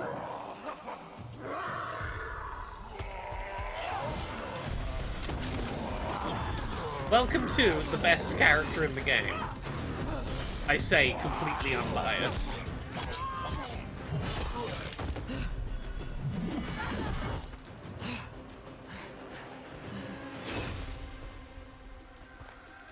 Hey. Me? Never heard of bias. Never once in my life. Hi, I'm Rook. I'm very much hoping you're Tosh. Yeah. Nice to meet you. The Lords want to hit a cave on the coastal cliffs. Big Vincimer makes her lair there. We get her out, the Lords get in, we go home and get drunk. Might be more on Tom.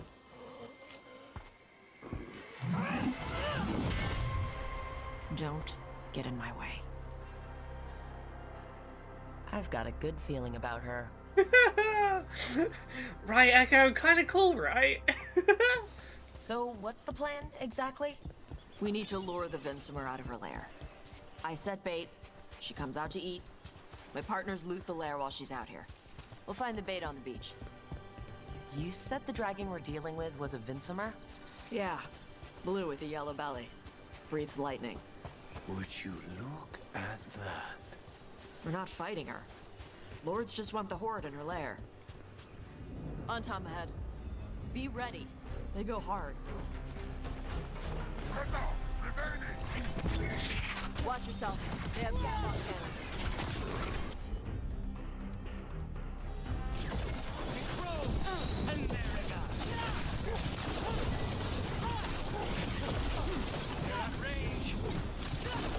Yeah, no, if you think Tash is cool now, just wait until the flirting starts. Shit.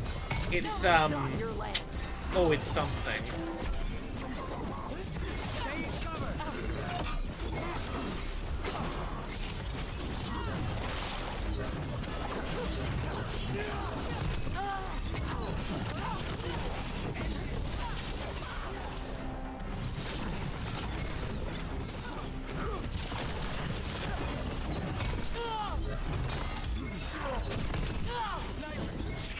Oh, get me a heal. Canis, go.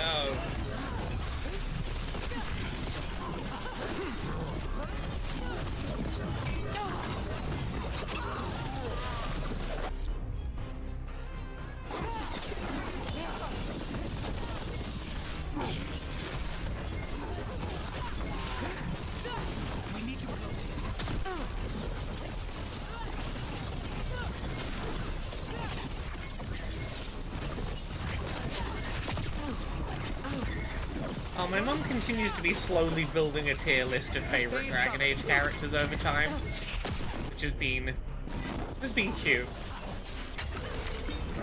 It's quite nice. We myself and my mother currently share a shared top 2 Dragon Age characters, which is nice.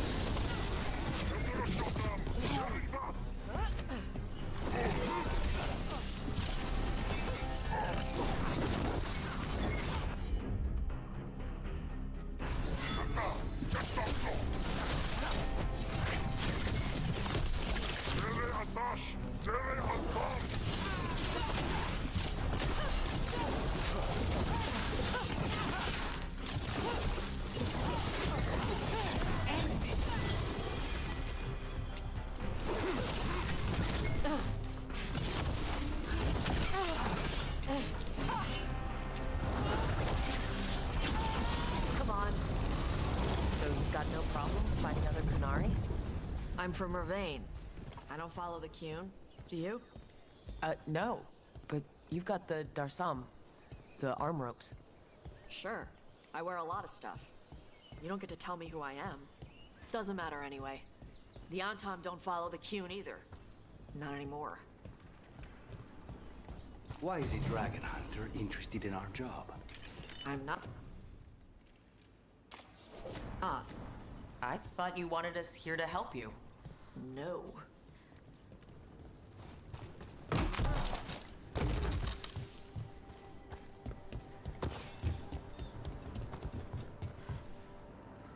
We're not fighting the dragon? No.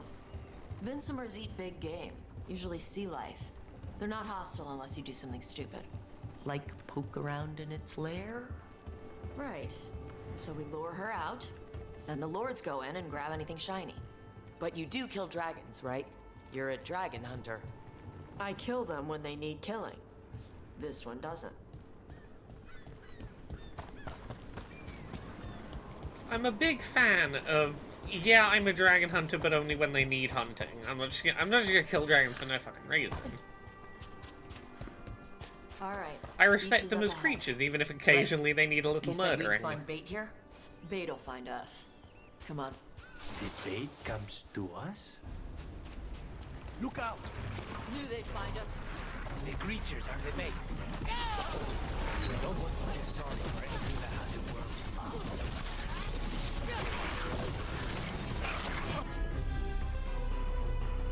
Watch your back! Quite a few of them.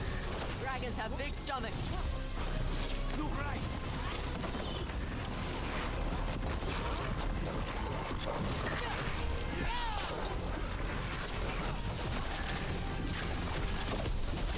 That one's going through trouble. That's their pack leader. Take her down.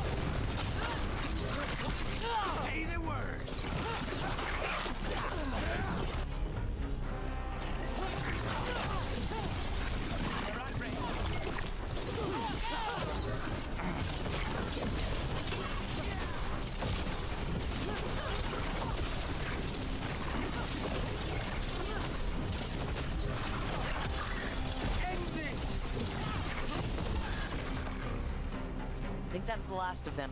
Now what? Now I get the fire going and make our dragon dinner. Good. She'll like it. And this potion will put her to sleep for a few hours. But we gotta get her attention. Use the horn up there. I will use the horn. So but I do want to refill my potions. You did okay. Yeah, that we did okay. What do y'all do? Big, tall, Right now, big, we're trying to tall, take down powerful evil friend god thinks we did monsters okay. and the blighted dragons.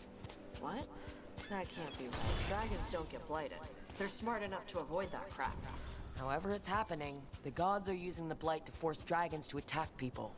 That's messed up. Somebody needs to stop them. Yeah, we're hoping that someone will be you that helps us stop them.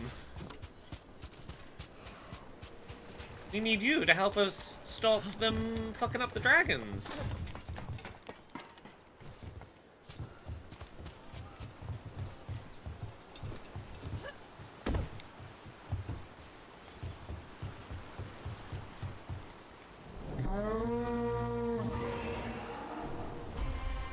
There you go. A tusk. Where are we headed? That old Grey Warden fort. Anton might be there. I want to see what they're doing. If it's anything the Lords of Fortune need to worry about. That was fast. She answers a horn? This time. You've done this before. Took a while to get her used to it. It sounds like you've got her trained. You train a dog. You reach an understanding with a dragon. Oh, Josh, I love the way you talk about dragons. Like, hello, yes, I hunt dragons, but also I respect the fuck out of them as majestic, wonderful beasts that need to be understood and not feared. They dive down after prey like a giant bird. Sometimes they stun schools of fish with their lightning. Gulp them all down in a single bite.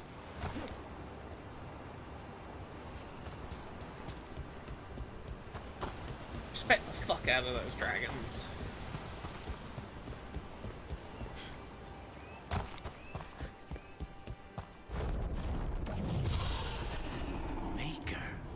Letting us know she sees us. Might also be her way of saying thanks for the food.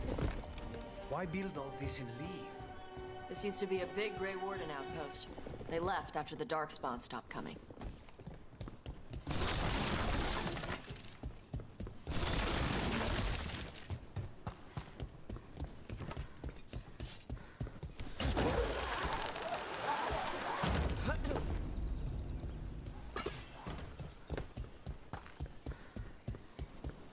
The Antam are definitely here. Let's check inside the fort. I want to see what they're doing. Probably being good, well-behaved little Antam and doing nothing suspicious or evil or bad. That's what I bet. I bet those Antam are being so well-behaved.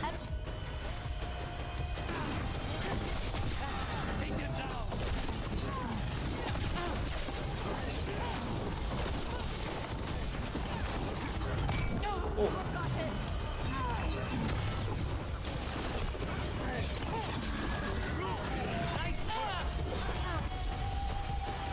17 seconds before you recharge.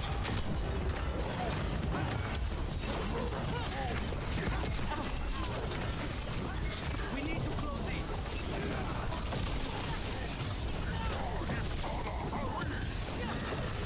Dust people? I'll show you weak dust people!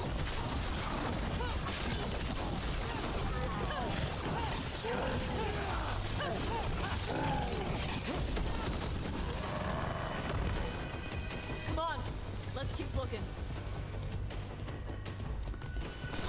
The Antom took over the outpost after the Grey Wardens abandoned it? Yeah. Ravane and the Canary were at peace forever. Then the Antom broke away from the Qun and invaded.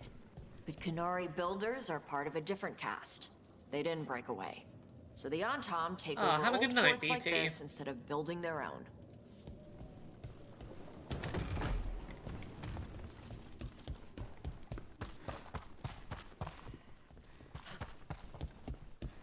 Come back and deal with this stuff later. For now, let's just power ahead. Ooh.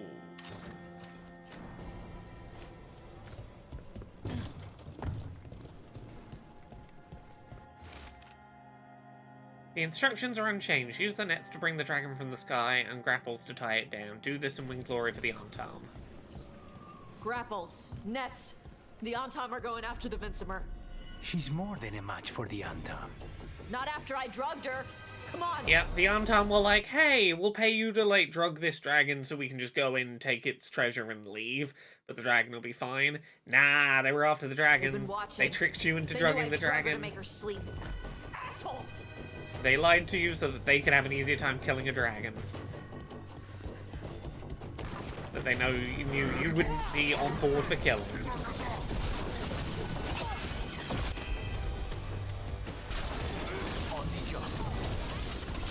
Slightly fucking rude.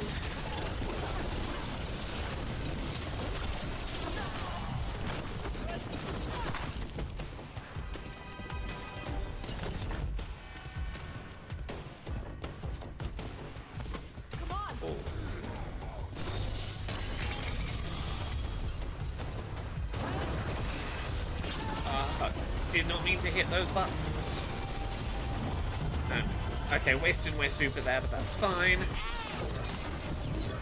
It's totally fine.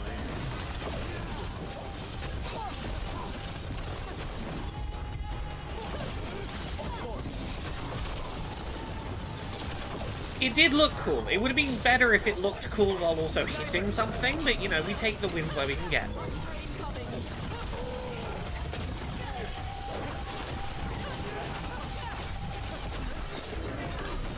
I was doing an intimidation tactic. That's what they don't understand. I was doing that attack deliberately as like a warning shot to be like, hey, respect the damage I could do if I wanted.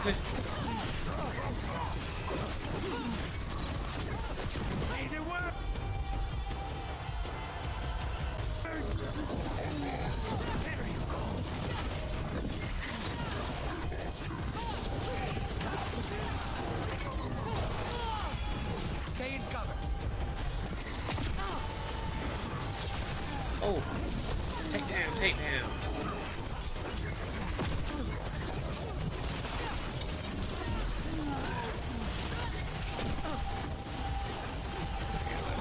Grab potions.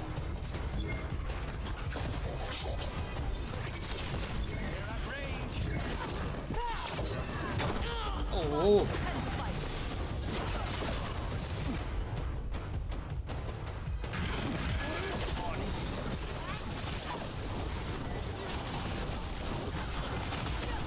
So close to death.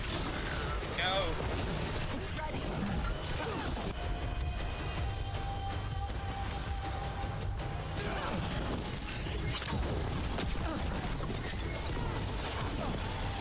Stagger. There we go.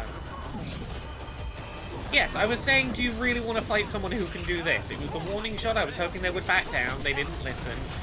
Now I gotta back it up by actually killing them. Not using the thing I threatened to kill them with, but you know. I'm gonna show that I don't even need that to kill them. I can kill them even without that. Make them feel demoralized in their death. It's all part of the plan. All part of the game plan.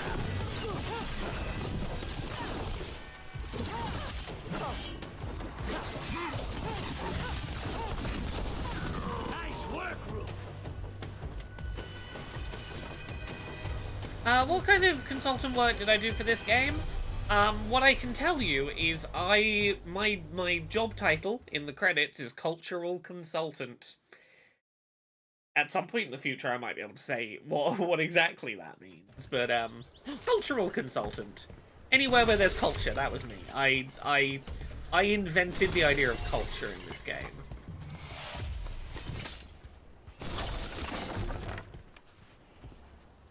It is very colorful. It's very God of War in a lot of its energy. They haven't seen us yet. We can run. Hey! Element of surprise, never heard of it. Gonna walk right the fuck up to them. I brought her down. She's mine by right.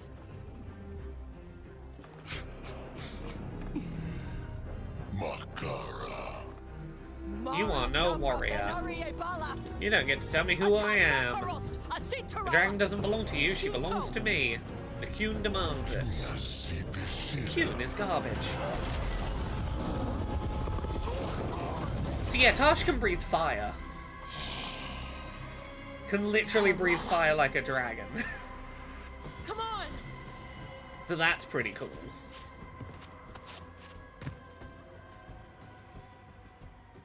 That's why we didn't have why one of Tasha's 3 ability slots didn't have an ability in it at the start of this mission, is that we're waiting for a cool moment to go, ah shit, fire.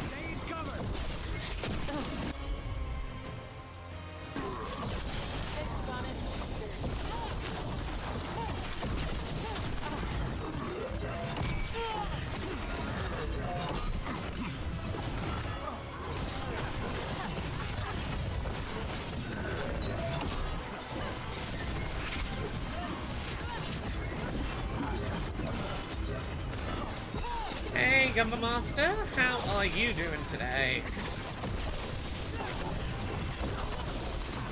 We've had an eventful stream. We recruited a Grey Warden with a pet griffin.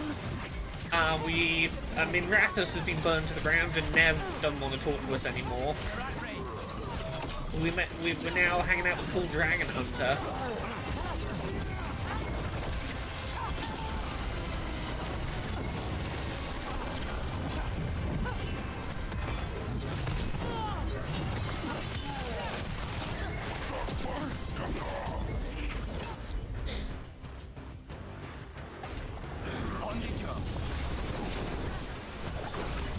Is this game linear or open world based? Because my cognitive disabilities, I prefer linear games. I hate requirements to do side missions to level up XP or levels. So, it starts as a fairly linear game.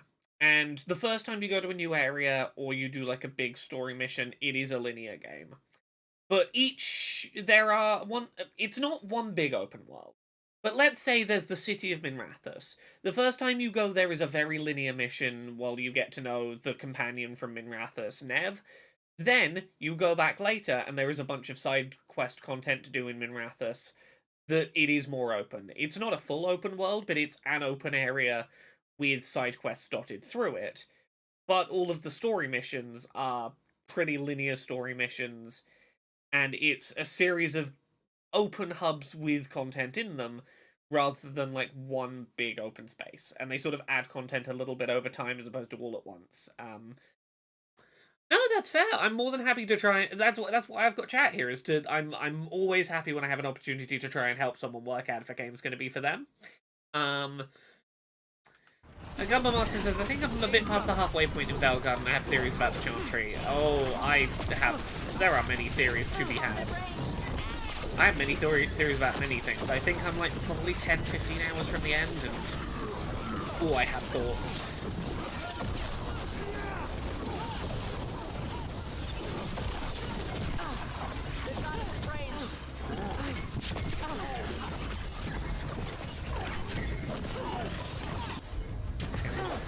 Yeah.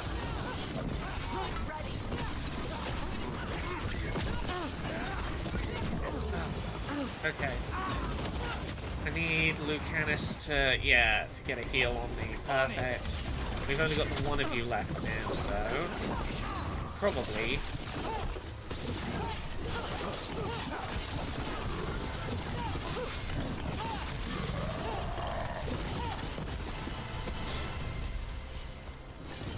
So, you breathed fire? Yeah. Interesting trick. Alchemy? Magic? Were we supposed to know this? Because I don't remember you mentioning it. We can talk later. Let me know when you're ready. I'll burn the chains off the dragon. Dragons are supposed to be smart. Is she going to know we helped her? No, she's gonna be pissed. Might just fly off, or we might have to run. Fortunately, as a crow, I'm accustomed to people being unhappy after I pay them a visit. Right, let's just check there's not any treasure chests around that I've missed before we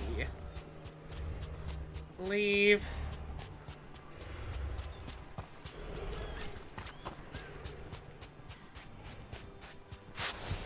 Okay, can't go up that way.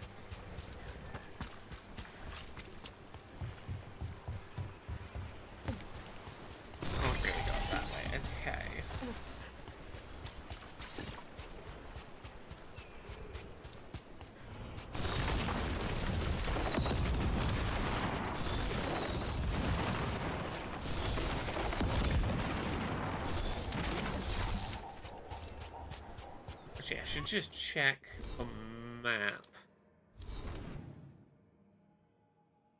It doesn't look like there's one I have missed. Just because I can, let's explode some more barrels. Yeah, so Mikey, here's the thing about the side content. Like, I would say the side content is worth doing. Very little of it is like, go collect 10 of this and some points go up and it doesn't really feel like it was important. The side stories are all like, they all have like voiced cutscenes at the start. You can see when you're doing them like, oh, I see how this is helping this community or this faction level up. You don't have to do it to, like, you can just play through the main missions and the, like, your companion quests to get to know your companions. I would recommend doing side quests in as much as you might get yourself in a better position for a better ending if you have done these things that have helped build up these communities and sort these communities out a bit. I don't know how much of that is necessary to get better or worse endings, but you could, in theory, just main content it pretty reasonably. Okay, yeah, let's head off then.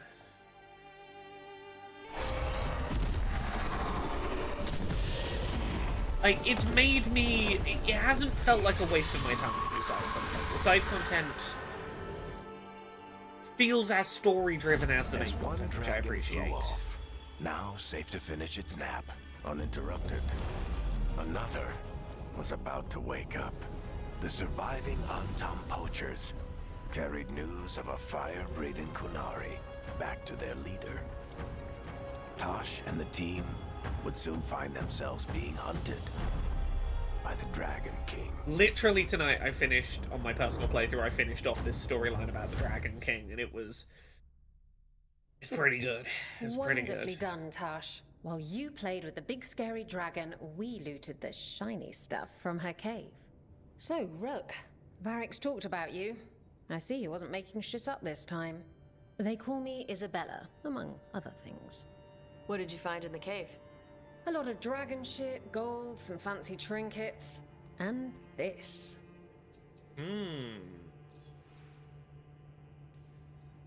That looks like Kunari art. But I've never seen anything that old. You have a good eye. It is refreshing to see that some younger Kunari can still appreciate the culture that brought them across the sea. Rook, this is Shathan. She's our expert on Kunari artifacts. Shathan? This piece Tasha's mother, I'm just gonna tell you now. Real fucking bitchy. Real fucking bitchy. It's the Steel Age by centuries. It comes from an earlier attempt at settlement. One that left no survivors. You used your fire. What? No. Were you seen by the Antam? You promised you would be careful, Evatosh. You need to be away for a while. It is good you are joining Rook's team. I'm what? Didn't even tell ya. Also, and I don't think this is spoilery to say because I don't know this for certain.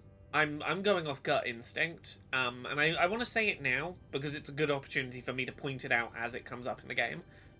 I think they're dropping hints in this that the next Dragon Age, should we get another one, might not be set in Thedas. Might involve traveling to a different continent on this world. And I bring it up now because there's a few moments like this where there is references of like, oh yeah, no, this artifact is from like the first expedition, the first time that the Kunari tried to come over here before the successful settlement over here, and being like, oh yeah, the Kunari came from somewhere else before they were in Thedas. And there's a few references kind of like this throughout the game where characters talk about species being in other places before settling in Thedas. And I wonder if they're setting us up for a different nation, which would be interesting after 4 games of big story arc about Thedas.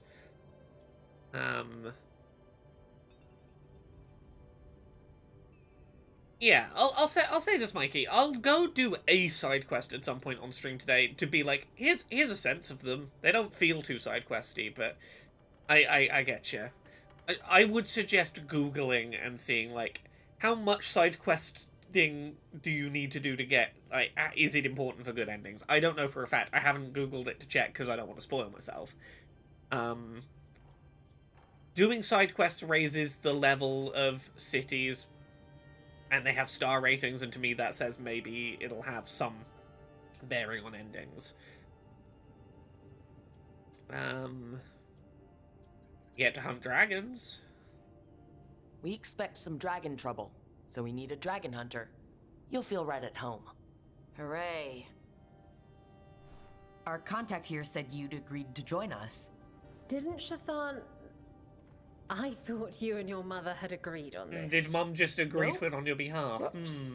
Well, you'll work it out. You always do.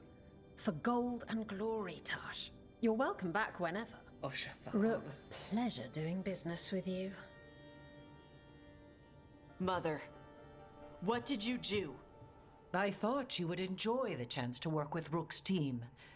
Do you not wish to stop these blighted dragons? Of course I do. I might have decided to join on my own. Maybe after you talked to me. I talked to you about not using your fire in front of the Antam.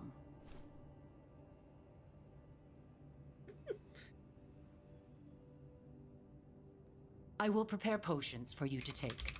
Would you prefer ginger or lavender? The ginger. Hassam Vinek. Rook, you will keep her safe.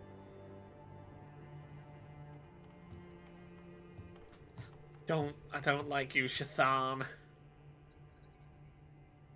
Gosh, though, you're chill.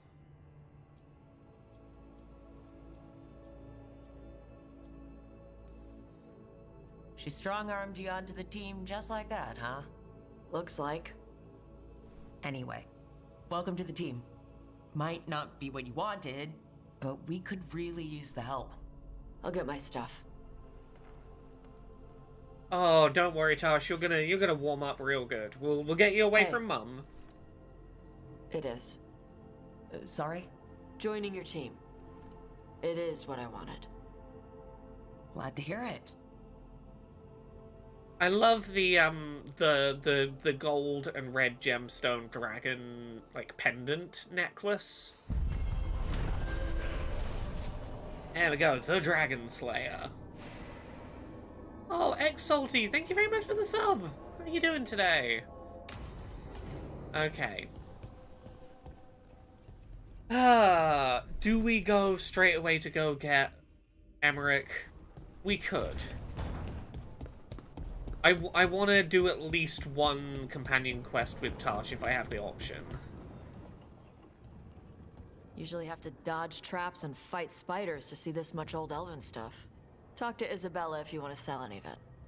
Yeah, Mikey, I'm usually the same about open world stuff.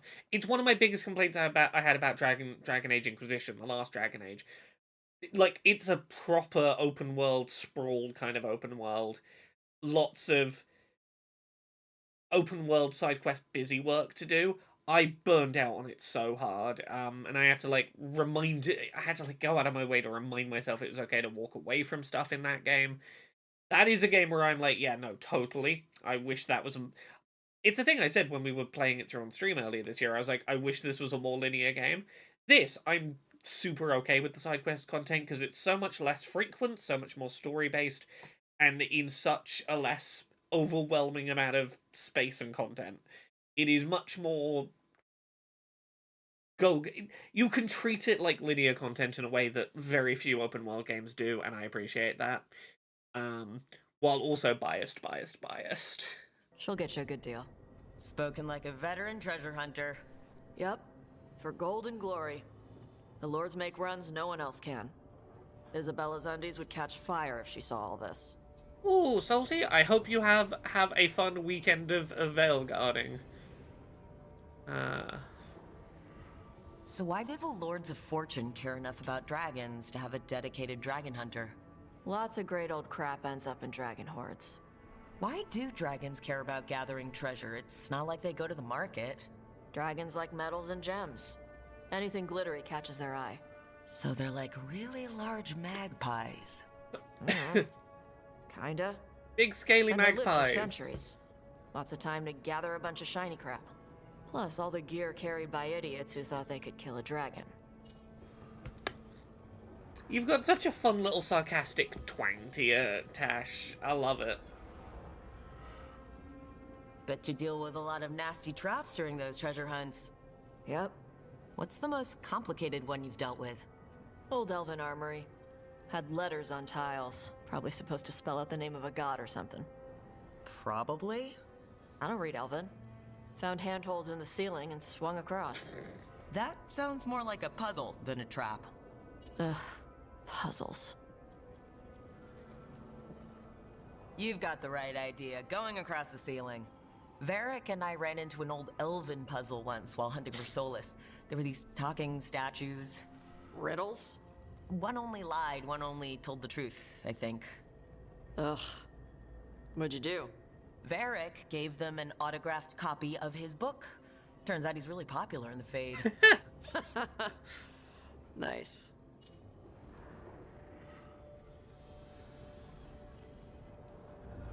Feel free to use the ancient elven artifacts for weight training, but nothing leaves with you, okay? Don't worry about that. The Lords of Fortune aren't thieves. As a crow, I'm not the moral authority here. But if some lords don't think like you... Nah. Anything we hunt is salvage. Old forgotten ruins and crap. And we make sure we're not screwing over a culture that lost it. Can I just stop and appreciate that for a second? We find salvage, old forgotten ruins and crap. We make sure we're not screwing over a culture that lost it. The Lords of Fortune are treasure hunters, but not the kind of treasure hunters that would be like, oh yes, the Elganon marbles from Greece. We have one of the pillars, and we're going to have it here in the British Museum, meaning that over in Greece, the Elganon marbles are missing one pillar because the British won't give it back.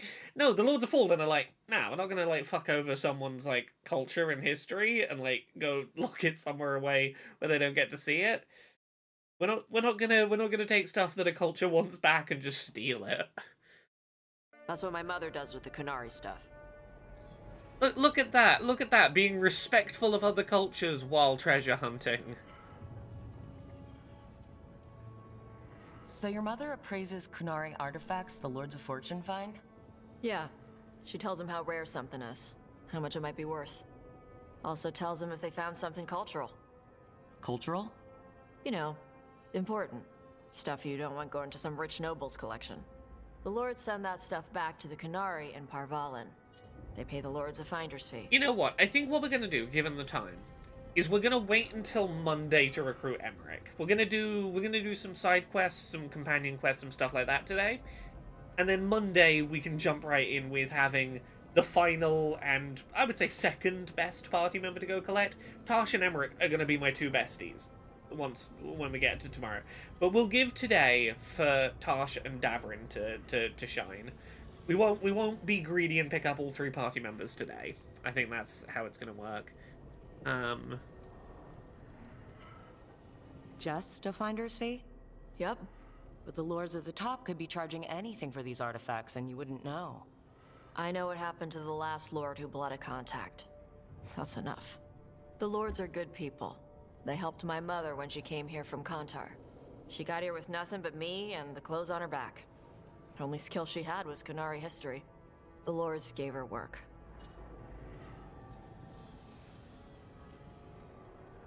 How does the Ravani Royal Guard feel about the Lords of Fortune? They used to complain about us. But that was before the Antam invaded Ravane. And now Ravane sees the benefits of having a bunch of heavily armed people on their side. Same for the Pirate Armada. It's bigger than Ravane's official navy. But we're also helping save old artifacts. The Antam are burning ruins as they move south. We get artifacts out before the Antam destroy them. Magical stuff. Cultural stuff. Stuff you don't want to lose. We should do this again. Grab a drink, share our tallest tales. Okay, I was gonna go back to Ravane later. Got a thing to do for my mother. You can come along if you want. I do want, Do I need to be actually. ready for combat? Or traps? I want to come along indeed. Alright. Just let me know when.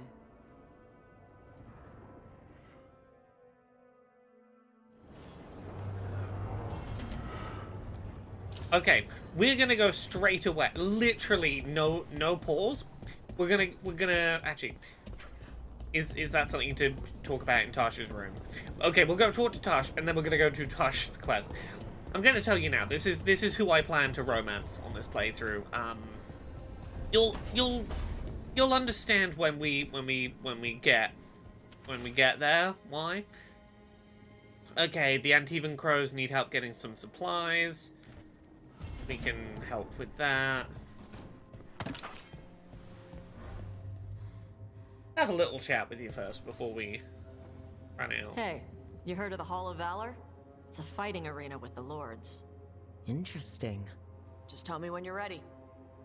This is like in the Yakuza games where you have just Fight Club. Do you want to be on good terms with this faction? Just go do a shit ton of fighting at Fight Club. The Lords of Fortune are the easiest faction to like raise your faction level with. Just go join the fight pit and go do random fights in the fight pit. Echo says, we're gonna go with no distractions. Wait, what's that? Ah, the ADHD. Well, you see, I was saying we were gonna go with no distractions because my #1 priority is spending time with Tash. And then I realized Tash's light was on and I could spend time with Tash on my way to spend time with Tash, you see. So, the ADHD was on track, which was big, tall, strong is what I need to focus on, you see.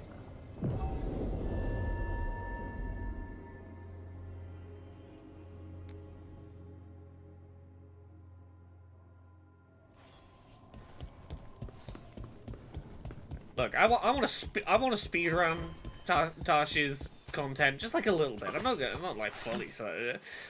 I want to get a head start on becoming besties with Tash ASAP.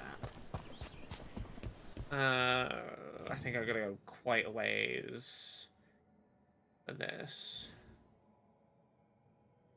Okay, I should run this because I should pick up the side quests on my way. Let's do the run so I can pick the side quests Want up to take at a look least. behind the waterfall? Sometimes there's treasure.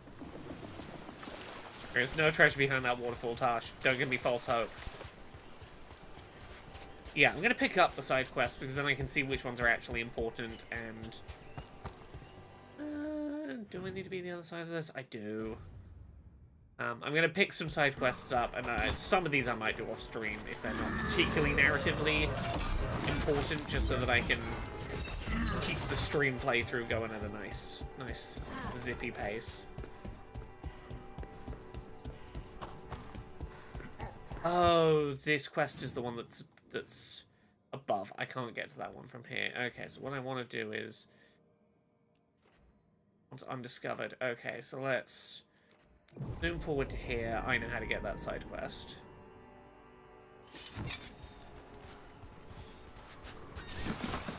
Ready for a fight?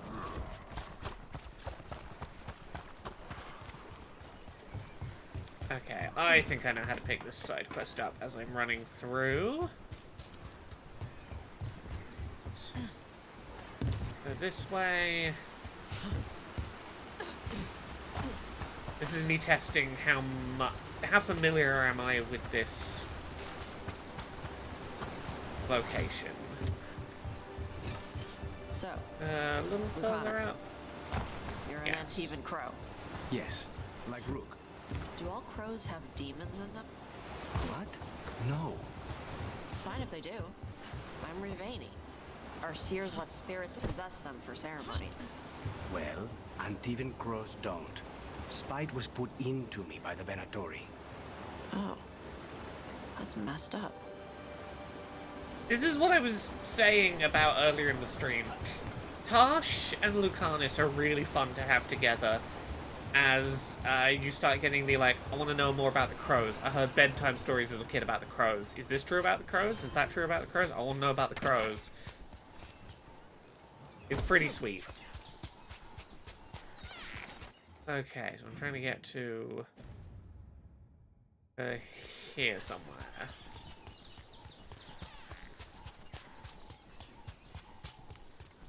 I'm gonna pick these side quests up for now.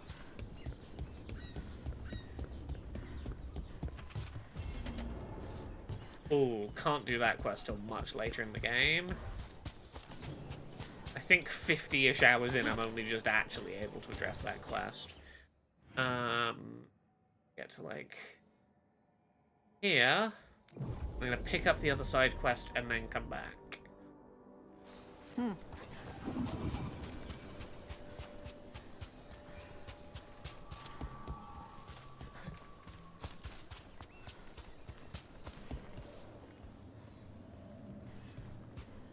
Or I guess I can't go pick that side quest up, right? No, there is a thing. I can open the... There's a thing to open the door. I believe.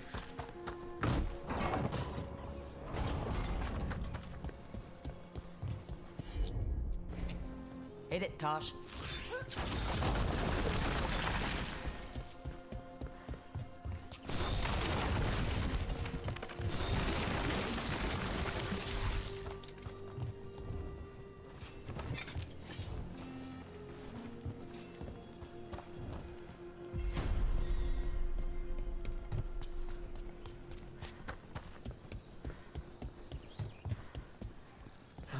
Be upstairs of this place as well, don't I? How do I get upstairs?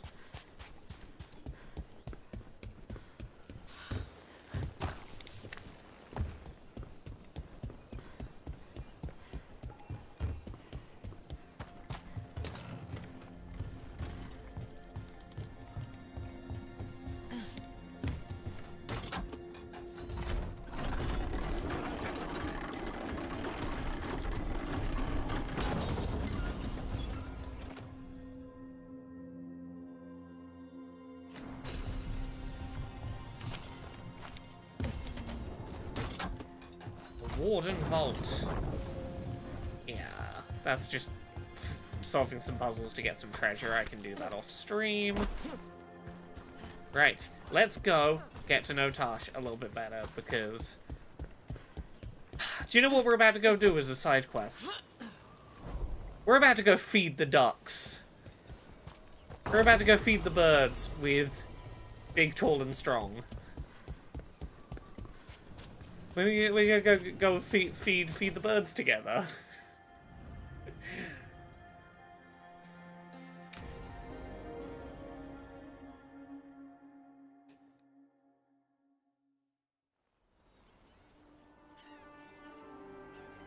Hey. Some for you. Some for you. Right, the best kind of side quest. Go Hey, nicely feed the don't be birds a and dick. chat. That was for the little one. Stupid birds. Hey, don't be a dick. That's for the little one. Stupid bird. Big bird eating all the little bird's food. Stupid bird.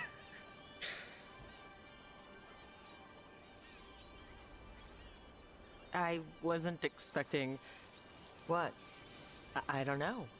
You with the birds, this is fun. Oh. Good. Can I help?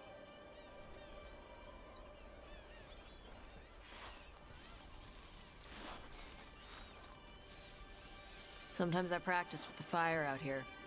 It's safer. No people around. Lots of water. Is it magic, or...? It's not magic. My mother says the Kunari used to be closer to dragons. Something in our blood. The Antam called you a Dari. Yeah. Old Kunari word for fire breather. A few like me are born every generation. My mother thinks Adari were meant for something special. She's always looking through the old texts for clues. Come on. Don't want to scare the birds. Now, I'm going to do a hard save at the start of this side quest, because it is entirely possible to run too fast, too close to the birds, sprint near the birds and scare the birds. Tarsh will disapprove of you if this happens. If you scare the birds, Tarsh gets a little upset at you.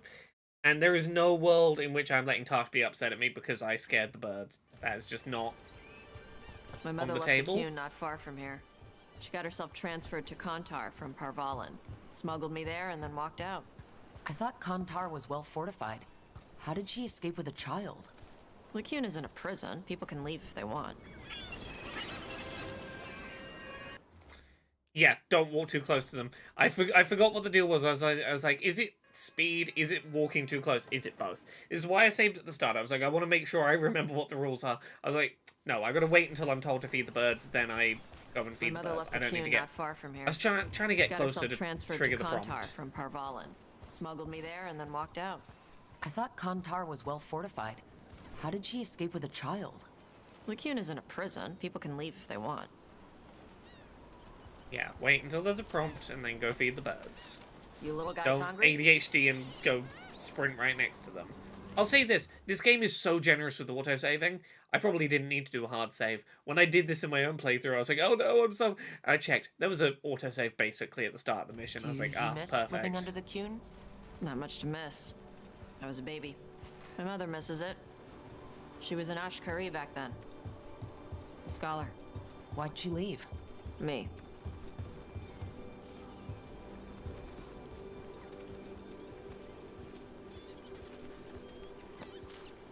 There's enough for all of you. Shathan was worried about what the Qunari would do with a fire breather like me. What would they do?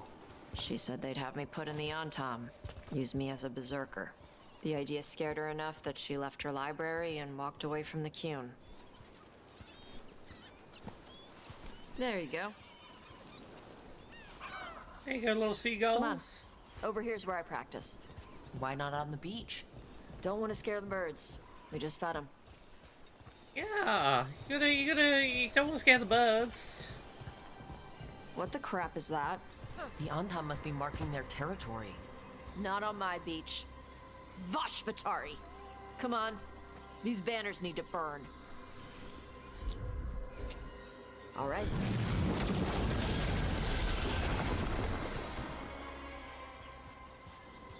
Nice. What does it feel like when you breathe fire like that? It's more like spitting. Ew. Something inside my throat opens up and lets stuff mix together. Then there's this rush of heat as I roar it out. I'm surprised it doesn't hurt your mouth to do that. It can. One time my tongue got in the way. Got a mouthful of fire. Ouch. Didn't hurt much. My mother has to make food extra spicy so I can taste it. I guess that's the trade-off for being a fire breather. It's fine. I smell stuff better than most people. An Antam supply cache. Too bad it's locked up. Not for long. Watch. I'm on it.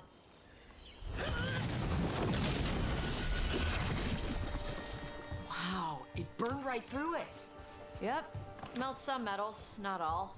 How'd you figure out which kinds of metals you could melt? My mother said I went through a lot of spoons as a baby.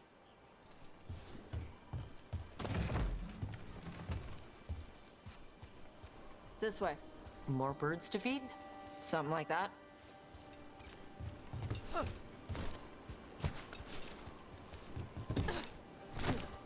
Oh, this buddy. Garage. So, I'm gonna address a thing here now. Before this game came out, shitty right-wingers that were trying to be shouty and shitty and looking for things to be like, game's shit. One of the first clips they were sharing to do the rounds to be like, look how badly written and acted this game is, was this scene you're about to see. And what I will say is, the character we are about to meet is written very clearly to be an autistic character. Very clearly written as an autistic character across his arc. And it's real telling that, like, interestingly written character who speaks like people I know in the real world, was their go-to, proof game bad. I was like, that's sucky. It's Tosh. I think this is a brought really food. interesting scene. Avatosh, it's good you came early. The feather clouds are getting lower. It's going to rain. Who is this with you? This is Rook. They're a friend. A friend. All right. Make sure you both dress for rain. Drip rain, not mist rain. He's written kind of like the way that we used to talk about, like, you have the stories of people who, in historical figures, who were not diagnosed autistic by modern standards, but certainly appear from the records we have to fit the build, who had societal roles such as, like, seers, or, you know, people you would come to for mystical insight. He has some degree of future vision. I don't think it's even necessarily that much, but of predictive ability, which, the way I read it is, yeah, he's autistic, he's doing pattern recognition, he's foreseeing things in the immediate future happening because he recognizes the fucking patterns going on. But he is written as the sort of aloof, I have insight into what is going to happen that is useful to my culture, but I am maybe a little away in my own world, as they would have put it back in the day. And yeah, it's real telling on them that this character was like one of their first examples of look how bad game be. Where it's like, no, he's a really interesting example of like that old idea of there are times in history and places in history where autistic people fit into cultural niches in ways that were valued and that have kind of disappeared a little bit over time. He's interesting, I like him. Drip rain and mist rain? Drip rain soaks through the clothes. Mist rain just wets the skin. Sorry, I don't know all the words in your language. No, I get it. Karash was a worker caste navigator. Got dragged along with the Antam when they invaded. They told us it was ordered by the Qun. I was not taught war. I was taught the weather. Yeah, he's pattern Red clouds for recognition, Gray weather clouds for forecaster. rain, green clouds for the devouring storm. And black clouds. Also, The Antam as he points out, cannons. he's speaking in a second language as well. After what they did in Ventus, I ran away. Like, for all the examples that they could have used to be like, not this game is badly written or acted, this is a character that like has so much context that was left out of the clips being shared of like, why is this character the way he is? Because there is a lot of reason to the way he is.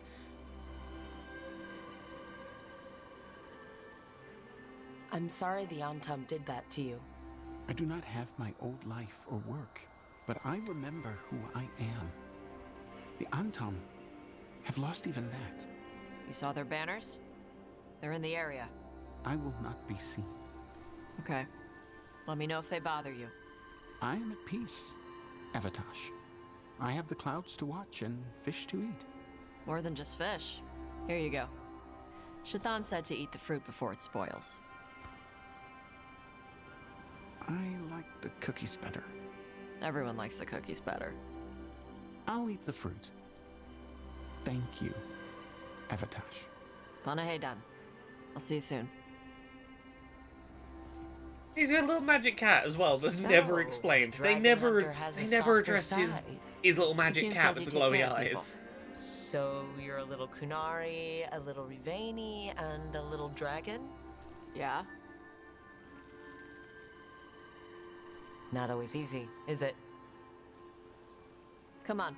I should tell my mother how Karash is doing. You've chosen to empathize with Tash by focusing on the benefits of a multicultural background.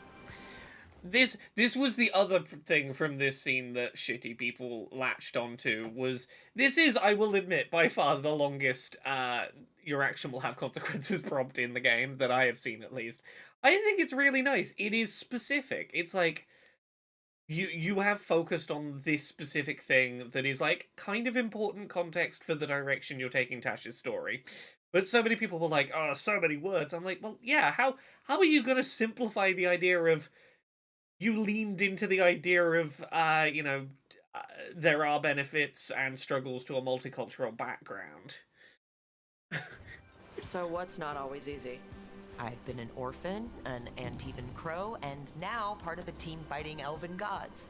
Just once, I'd like to be one thing, you know? Yeah. I had to take Kunari language classes growing up. I had to learn how to tie these stupid knots. Ooh. It wasn't so bad. Zhao Ebb says, Laura, just hijacking the comments to say I brought Slay the Princess because of your stream. It is amazing. I'm so glad. I'm so glad that I've I've convinced some people to pick it up and try it. It's so interesting, isn't it? I'm glad that my one-off little stream got some people on board with a real neat game. When the Qunari and Ravain were at peace. Now the Antam have broken from the Qun and started attacking. People look at me like they're scared I'll switch sides. But to the Antam, you and I are just Vashoth, right? Yeah. I like being able to bond over this Qunari but not living under the Qun stuff with Tash. Mother, what are you doing here? You used to call me Tama. I also used to wet the bed. Want me to start that up again? I'd rather you didn't.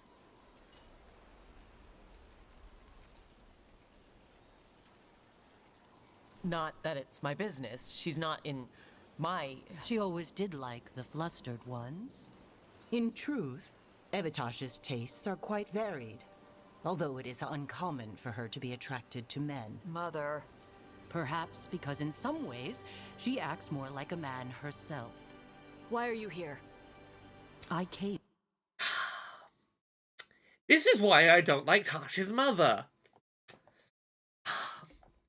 Misgendering on the second meeting. Looks at my trans woman Rook. It's quite uncommon for Tash to be interested in men. Fuck you, Shathan. Fuck you. To ask Karash about the tablet your group recovered. I wondered if some of the symbols might be used among the Antam. Be gentle. Don't make him talk about the war. I see the wisdom of your suggestion. I also see that you used your fire again. Chakra Toebra. Chakra Toebra. Remember to keep your consonants crisp. Qunari do not slouch, and neither does our language. Panahadan, Evitash. You did well bringing Karash his food. You don't get to smile after being all turfy. Get the fuck out of here. She's like that. So, the flustered ones, huh? Huh. Well, thanks for coming. We should get back. Thanks for having me along. Maybe we can do this again. Right? Yep. Oh, Tash. Oh, Tash. How much of your story can we do on today's stream? We got at least like 20 minutes of stream left. Will the game allow me to speedrun, to just go straight to Tash's next mission? Can we do that? Yeah, let's swap Tash's armor out.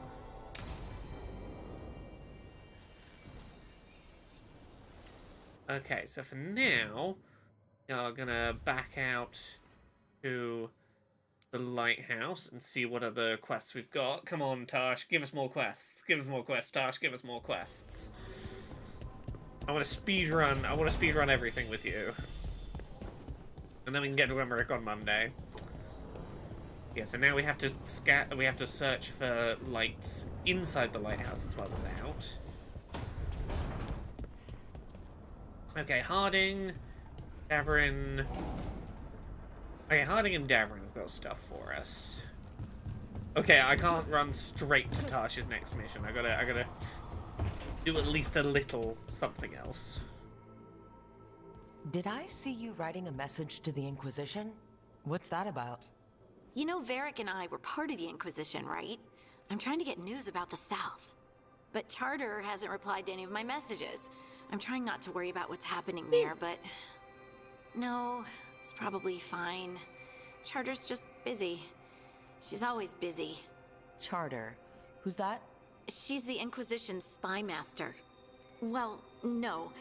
I guess now that the Inquisition answers to the Chantry, that makes her Divine Victoria's spy master.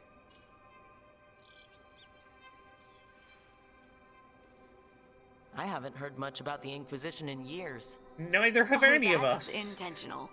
When the breach was open, we needed a large group to stop Southern Thetis from falling into chaos. It's changed in the years since. We're a smaller force working underground to keep an eye on things going on in the world.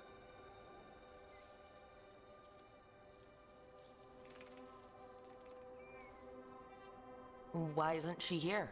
We could use a hand. Charter entrusted the search for Solus to Varric, to us. The world's large, and she's got many things to deal with. So how long were you with the Inquisition? 10 years? Something like that. Why? You must know the Inquisitor.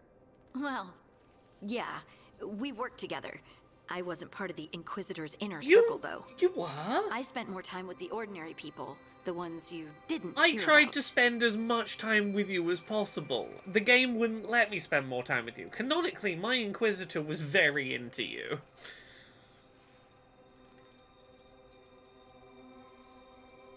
And the Inquisitor's advisors? What about them?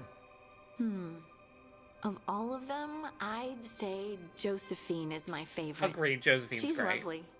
She still sends me a box of handmade sweets from Val Royeaux every year on my name day. Cullen and I got along too, but he was always busy. He would have bad days from lyrium withdrawal sometimes, and I would share the tea that my ma sent. He's from Ferelden too. Maybe it reminded him of home. What about Liliana? I heard she... Echo, I kind of took it a little personally the first time I heard this from Harding, but I'll say this. Harding never got... Like, we never invited Harding into, like, the Inquisition sits around and decides what to do next chats. Like, Harding was very, like... The game... Like, it's... I don't blame Harding for feeling like... The way the story canonically plays out, like... She wasn't brought in to be part of the group. Because do you remember when we were doing, like, before the DLC, like, the ending of the game pre-DLC, and there's that big party happening in the main hall, and we were, like, trying to go chat to everyone and see how everyone was doing. They didn't even let us talk to Harding. Harding was just, like, there, and, like, we didn't get to have a proper conversation with Harding. The game clearly treated it like Harding was at a bit of a distance, and I'm like, I'm so sorry, Harding. I tried, but... Knowing what the game allowed me to do, you're probably not wrong for feeling a little left out of the circle. He's intense. I think she likes to cultivate that reputation. She's not nearly as terrifying as she sounds. Oh, I passed her in the Great Hall one day, and she suddenly turned and asked me if I wanted a nug. A nug? Those small pink rodent things? What for? She loved them and made a hobby of breeding them as pets. So did you take the nug? No!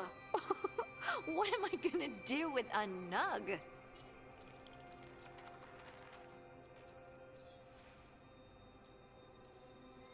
But you did know people from the Inquisitor's inner circle, didn't you?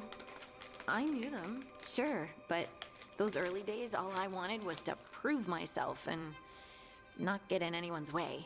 Some of them were more approachable than others. Sarah was a puppy with a new toy. 100 new toys. Fun, if you can handle the mess. She was really the only one who could make Rainier, well, Blackwall then, let down his guard. Otherwise, he kept to himself and stuck to the stables. Pouring some chocolate out for We myself. talked when I visited the horses. And there was Cole, of course. Oh, Cole. The spirit boy? Yep. I was just lad? sitting on the walls one day, and he asked if he could join my game. Like a card game? Nah, just good old people watching. Must have seemed like a game to him somehow. We'd pick strangers out of the crowd and try to say something about them. Like, ooh, she heard the joke yesterday and she's still trying not to laugh. Or one of Cole's. His eyes remind her of the ones beneath her bed. Eyes underneath her bed? Who stores eyes under their bed? I'm partial to a nice wall display myself. Well, that's one interpretation that never occurred to me. Thanks. You're welcome. Wasn't Cole an empath? He must have been great at this game. Ah, but the rule was you couldn't say anything you actually knew. He got it in the end. I think. So you didn't ask him if you guessed right? Well, being right wasn't the point. Making a habit of seeing people was. I think he liked that. It's why you don't miss. So, tell me about these ordinary Inquisition members I haven't heard about. The Inquisition hired hundreds, and most of them weren't Magisters or Ben Hasrith or the left hand of the Divine. There were scouts and stable hands, carpenters and cooks and quartermasters, even 2 dedicated pastry chefs. Most of them volunteered, like me. We wanted to help in whatever small way we could.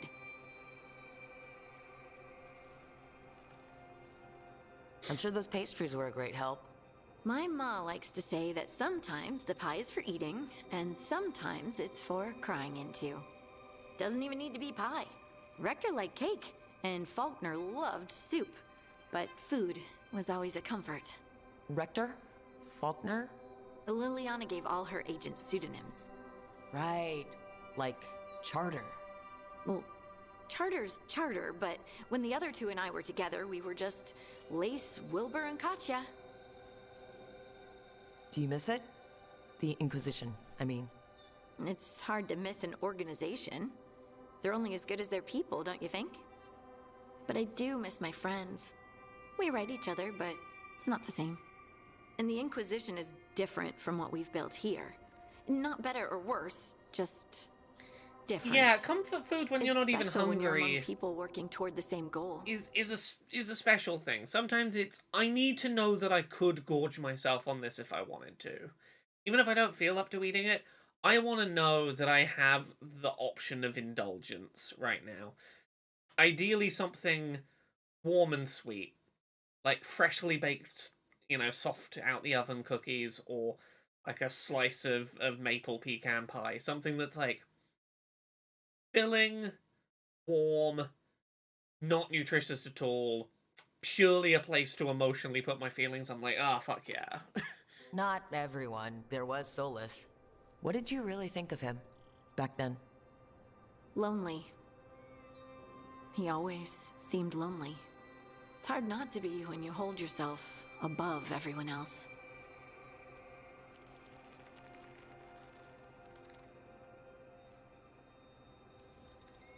He might be lonely, but I doubt he cares. He's single-minded. Nothing else matters besides his crusade. Because it's the only thing he's had. My ma used to say, a caged dog forgets there's grass outside. Anyway, I'm sure something out there's on fire, and here I am rambling about the past. I should let you go. Talk later? That was good. I'm glad to have a bit of just thinking about the Inquisition. Right. Can I upgrade the workshop right now? Knowledge. Yeah, but I might be able to level up some gear.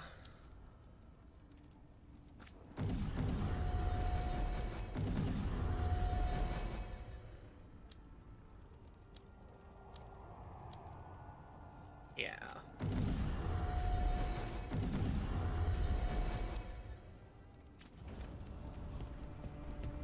Averin, what you want? Hey, Hassan. It says we can pet Hassan, but that's like a full-on hug. Look at it. Oh, a little nosy poke. Boop, boop, boop. Head.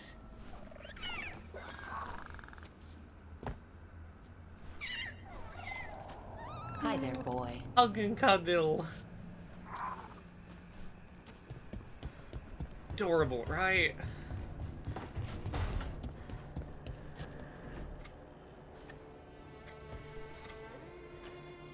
Rook, I was thinking of taking Hassan for a walk.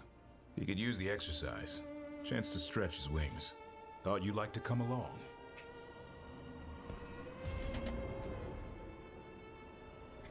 Garth says, not gonna lie, this is my first Dragon Age, I'm in part 11 and I'm loving it. I'm really glad to hear that there's people who this is their first Dragon Age and they're getting on well with it. Because, like, I know there's a lot of things being referenced that are from past games, and I'm glad to hear that's not been a barrier to people having a good time with it. I'm probably about the same place as you. I'm at the bit where it's like, it's time to do everyone's, like, finish up their companion quests. I think that's probably around part 11-ish. Like, everyone's companion quests are, like, finishable now. And I'm having such a good time.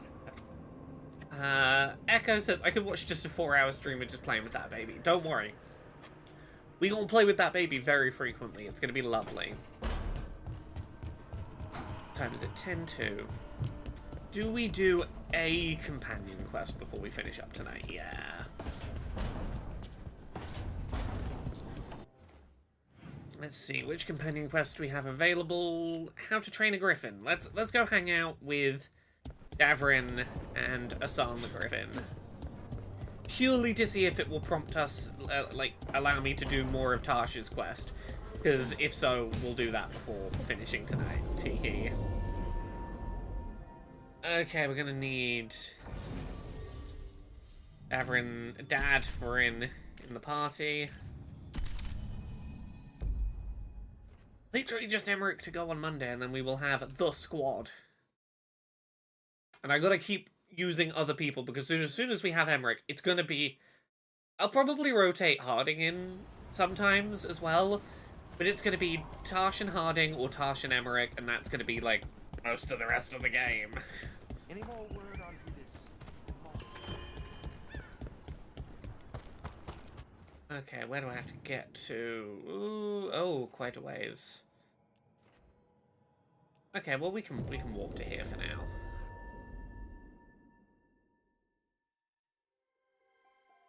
Alright, this way.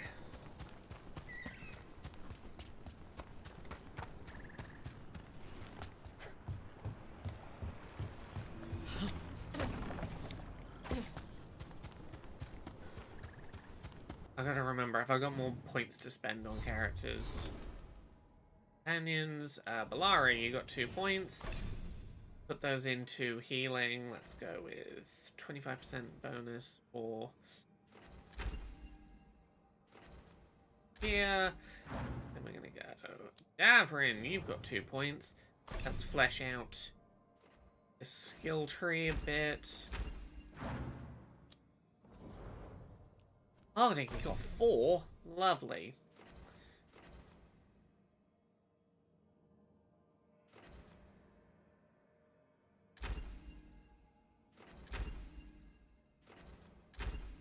And we can potion grants deflect or potion grants precision. Let's get deflect.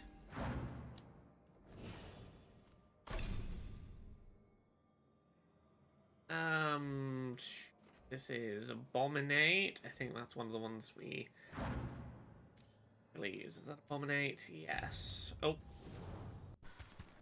Ah, welcome raiders. Sorry, I've only just noticed you've raided. Hello, it's me, Laura. I'm a variety streamer here on Twitch.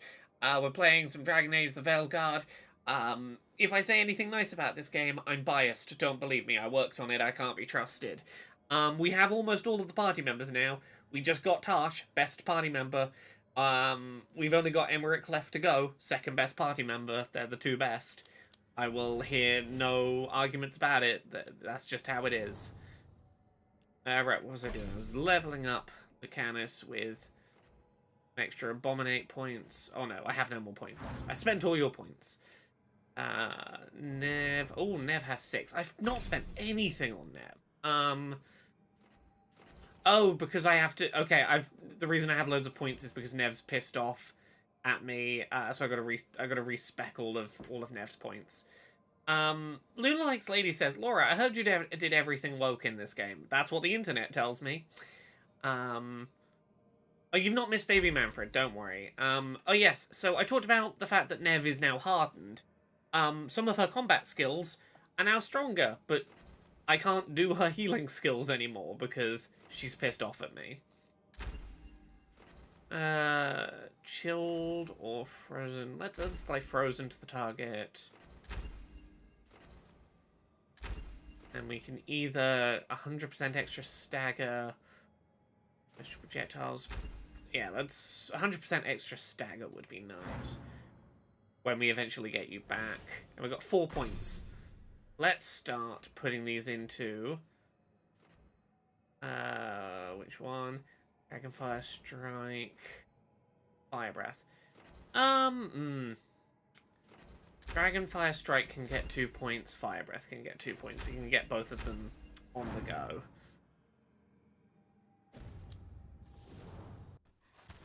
Right, let's go hang out with a man and his little baby griffin.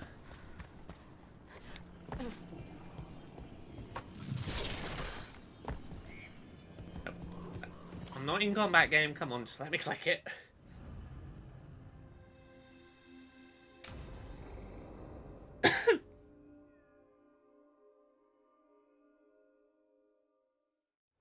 Let's get going. I've been thinking. Lancet and Remy used special food to train the griffins. Said it was the fastest way to start a bond. Right, the... what'd you call it? Turlum? That's it. And gingerwort truffles were the griffins' favorite treats. They grow around ruins. We're going to teach Hassan how to find some. You know where you're going, lad? What are we hunting? Where are we going?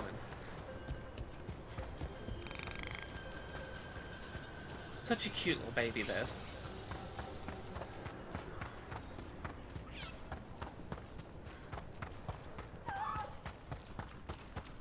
Where are we going, buddy?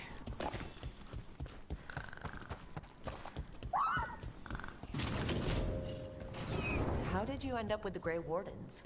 Grew up in a Dalish clan. I'd hear all these stories about things that happened thousands of years ago. The Dalish do love their history. Except I wanted to make history. Didn't fit in. Got bored, so I went looking for adventure. How'd that go over with your clan? Poorly. They felt like I rejected them. Did you? Yeah, I suppose. Clan life wasn't for me. I had to get away. So then what happened? You're out in the world looking for adventure. Got my ass kicked. Went broke. I couldn't go crawling back to my clan of failure. Doubt they'd take me back. It forced me to figure out what I was good at. Always had a knack for hunting.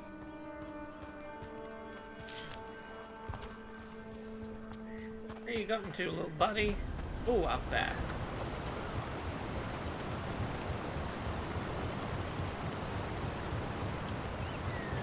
What are you doing?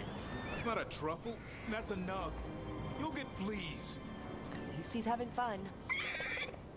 Truth is, he purrs when you scratch him. Maybe we can speed Of course things he up by purrs when you scratch him. Let's search the He's bushes. perfect. Look around for truffles. Ow, that was a thorn. Keep looking. I'm looking. I'm Now looking, dropping Dad, zip. for in. The nugs pretty much own our living forest. Nope. Oh, this is harder than it looks. It's fleas, isn't it? What'd I tell you? No. Actually, I think it's truffle. Huh. Maybe the nugs like truffles. Could Asan know that if you follow them, you might find truffles? Are you really that smart, boy? Hassan, are you doing kill steals? Are you coming in, letting the nugs do all the hard work of finding the truffles, and then being like, ah, that's my kill, snipe, green snipe? Have a good night, Artisan. If only you'd be clever enough to listen. Well, you're still getting to know each other. Remember, Turlum.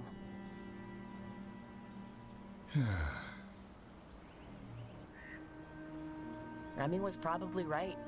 Remember how she said he needed a lighter touch? If I go soft on him, the world would chew him up. Let's give you both a chance and see Look, if you the can world's find gonna- any more of these. The world's gonna chew him up anyway. He deserves to have a figure in his life who isn't gonna chew him Find up, some nugs, see what happens. that he can have comfort with. So how did you go from hunter to... Like, I've never understood parents who do the whole, like, you've got to be hard on your kids because the world's going to be hard on them and you got to toughen them up ready. It's like, no. You should be the one place that isn't hardening them. So that they have somewhere they can go and be like, the world out there might be hard, but at least I know here's going to be okay. Slayer of monsters. Right? Uncle Eldrin. An old elf I knew growing up. When I was a kid, I'd hunt just about anything. Rabbits, deer, fox. Eldrin gave that purpose. Taught me the way of 3 trees. The way of the arrow, way of the bow, way of the wood. That sounds noble. Eldrin taught me to hunt the unnatural so the natural can thrive. Be a force for good. Besides, it was either that or starve. Monsters paid good coin. But why become a Grey Warden? If you were making money on your own... I didn't leave my clan to get rich. Had to prove it was all worth something. I needed a cause. There must be easier causes than fighting Darkspawn all your life. Darkness is a sparring partner. The greater the shadow you confront, the stronger you are for winning. So you meet one you can't beat? Haven't yet.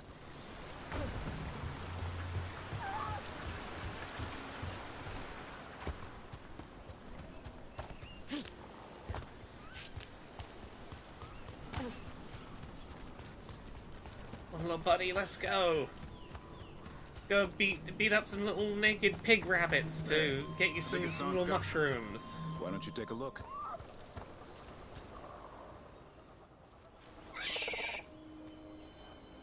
I'll be damned. Follow the nugs. Like I said, he's a clever Good one. life advice. Follow Might the make a nugs. tracker out of you yet. Hungry? What? It's gingerwort. Eat it. Remember, light touch. I mean, it's dessert fit for a prince. See? Yeah, Terry, you're not wrong. Like, there's not really a, like, true renegade path in this, but you can truly fuck up how your friends see themselves and what they decide to do with their futures. Like, you could make some really self-detrimental choices to how you treat people, even if you're not running around, like, uppercutting people and, like, burning villages down. And Luna says, in my opinion, that's worse. I kind of agree. I kind of agree that the things you can do to fuck up these people on a small scale are like, yeah, no one's gonna see you as evil, they're gonna see, but, like, you're gonna know you fucked up.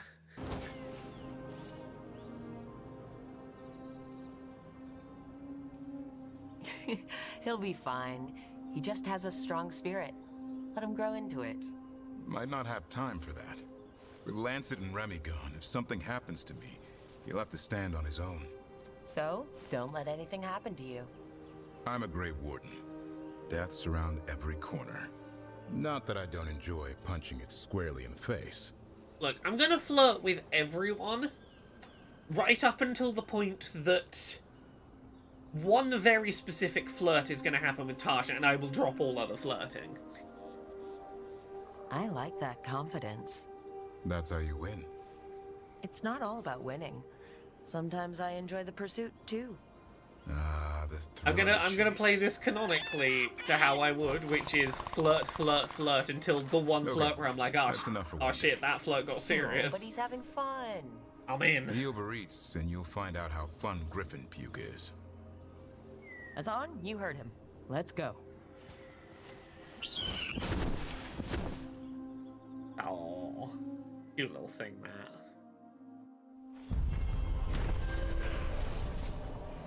How to train your griffin.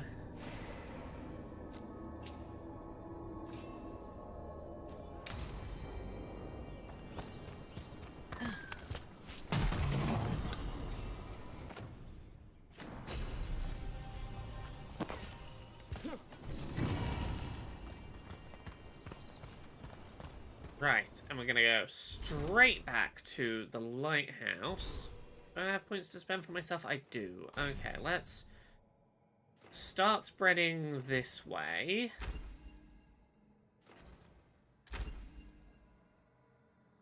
And oh, that's a really nice one to get. So is this. We'll keep an eye out for those. And then head back to the lighthouse. Come on, give me more Tosh. Give me more Tosh. Give me more Tosh. Do it. Do it, game. Oh! I've just realised the thing I'm hoping for to happen with Tosh. There's a scene that I'm waiting for that I think is like the next bit of Tosh's thing. That's an interaction between Tosh and Nev.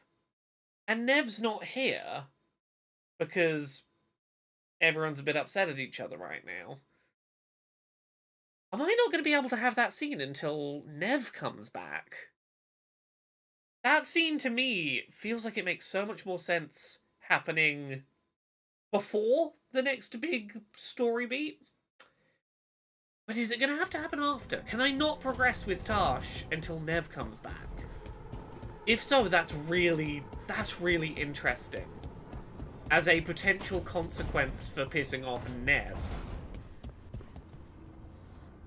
If this is the case, this might make it so that in all future runs I support Nev and let Lucanus get pissed off. Purely because I want to be able to progress with Tash faster. Oh. Well, that makes going and getting Carving Emmerich and monsters, progressing huh? the plot sooner Didn't figure you for an a artist. priority. This? It's by necessity. If you know your enemy, their weak spots, maybe you live another day. Like, I don't know if there's an alternative version of the scene I'm thinking of that doesn't involve Nev. Huh. Well, when the army of miniature monsters invade, we'll know how to beat them. Size is nothing. A Rygar can ruin your day with one bite. The poison swells your brain. That could explain Solus. Standard bestiaries are always some I mage don't like doing that. things I they've don't never like that I'm seen, gonna have to taking wait the till piss later out to of have that conversation. They don't understand how when the hunt ends and you come nose to nose with an ogre, someone's going to die. So I'm making the real Monster Hunter manual. Oh, I think that means I'm not going to be able to start the romance for a bit either. Oh, this is going to delay my Tash romance. This is the worst. Oh, the only thing I care about right now. Who are you doing it for? Balmor, that imbecile in Tebenter, lecturing on things he doesn't know about. And Ludric over in Ravane thinks taking a rock wraith down with a lucky shot makes him a champion. You'd think he'd know better. It's sculpting toy monsters that makes you a champion. That's right. He never understood. You're a funny one. I couldn't help it. Okay, maybe I'm taking this a little far. But if you say you're an expert, show me some expertise.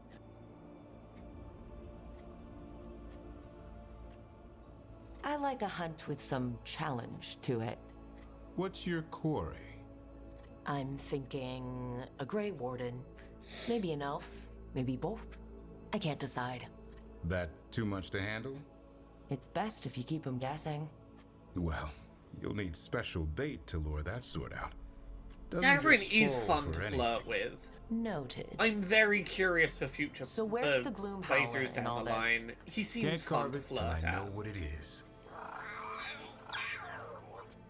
You want a piece of the Howler boy? Is he ready? Was I ready the first time I fought a Herlock? Well, you're still alive. I got my ass handed to me. Broke 4 ribs and cracked my jaw. Then I got back up and drove a blade through its skull. In this line of work, Asan and I are only as strong as the quarry we hunt. Makes sense. He'll learn to fight by fighting. I don't know another way. Out there in the world, you sink or swim. Can a half-lion, half-eagle swim? Don't know. Asan? Which half was that? Search me. Yes, Tara, that's what I did the first time around. I commented on the guy and he called me out. It's like, do you even know who that guy is? I was like, no, I just wanted to agree with you. He did explain who the guy was, but share the same I stuff. wasn't gonna. This time I didn't pretend to know who the guy See you was, around. so we didn't explain the guy.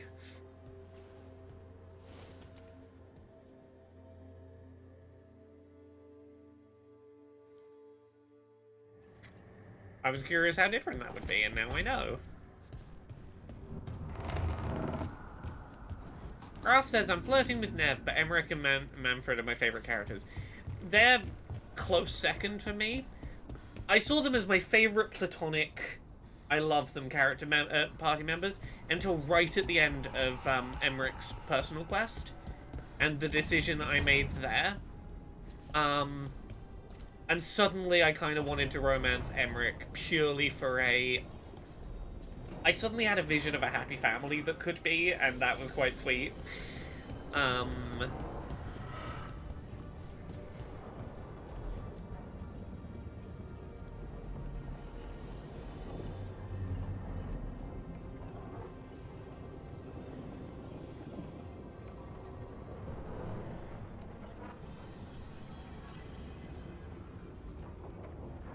yeah, I think we're going to wrap it here for today. I'll come back on Monday, and I'm probably going to start with... I might do some side quests off stream, some of the ones that aren't particularly plot relevant. Come back and we'll do the Emmerich... We'll go recruit Emmerich at the start of Monday stream, probably. Because now that I realise I'm probably not going to be able to advance things with Tash until we've gone and recruited Emmerich, I want to recruit Emmerich, because then Tash and Emmerich can hang out with me all the time, and I can get to the bits where I can start progressing with Tash again. Thank you so much, everyone, for watching. I hope you've enjoyed. I will be back. Yeah, Luna, you came right at the end of the stream. I'm sorry that you were only here for the last, like, 30 seconds or whatever. Or, sorry, Luna Fu. There's 2 Lunas in the chat right now. I've got to specify Lunas. Thank you, everyone, for watching. I hope you've enjoyed. I hope that this new camera position where I can look at chat and be looking at the camera, like, while I'm reading chat, that this works. If this is chill, might do this. This is probably going to be the setup for a bit, and I think it works kind of well. Well, have a good rest of your day, everyone. I'm gonna either go to sleep or play more of my personal playthrough of this. Depends what mood I'm in when I get downstairs.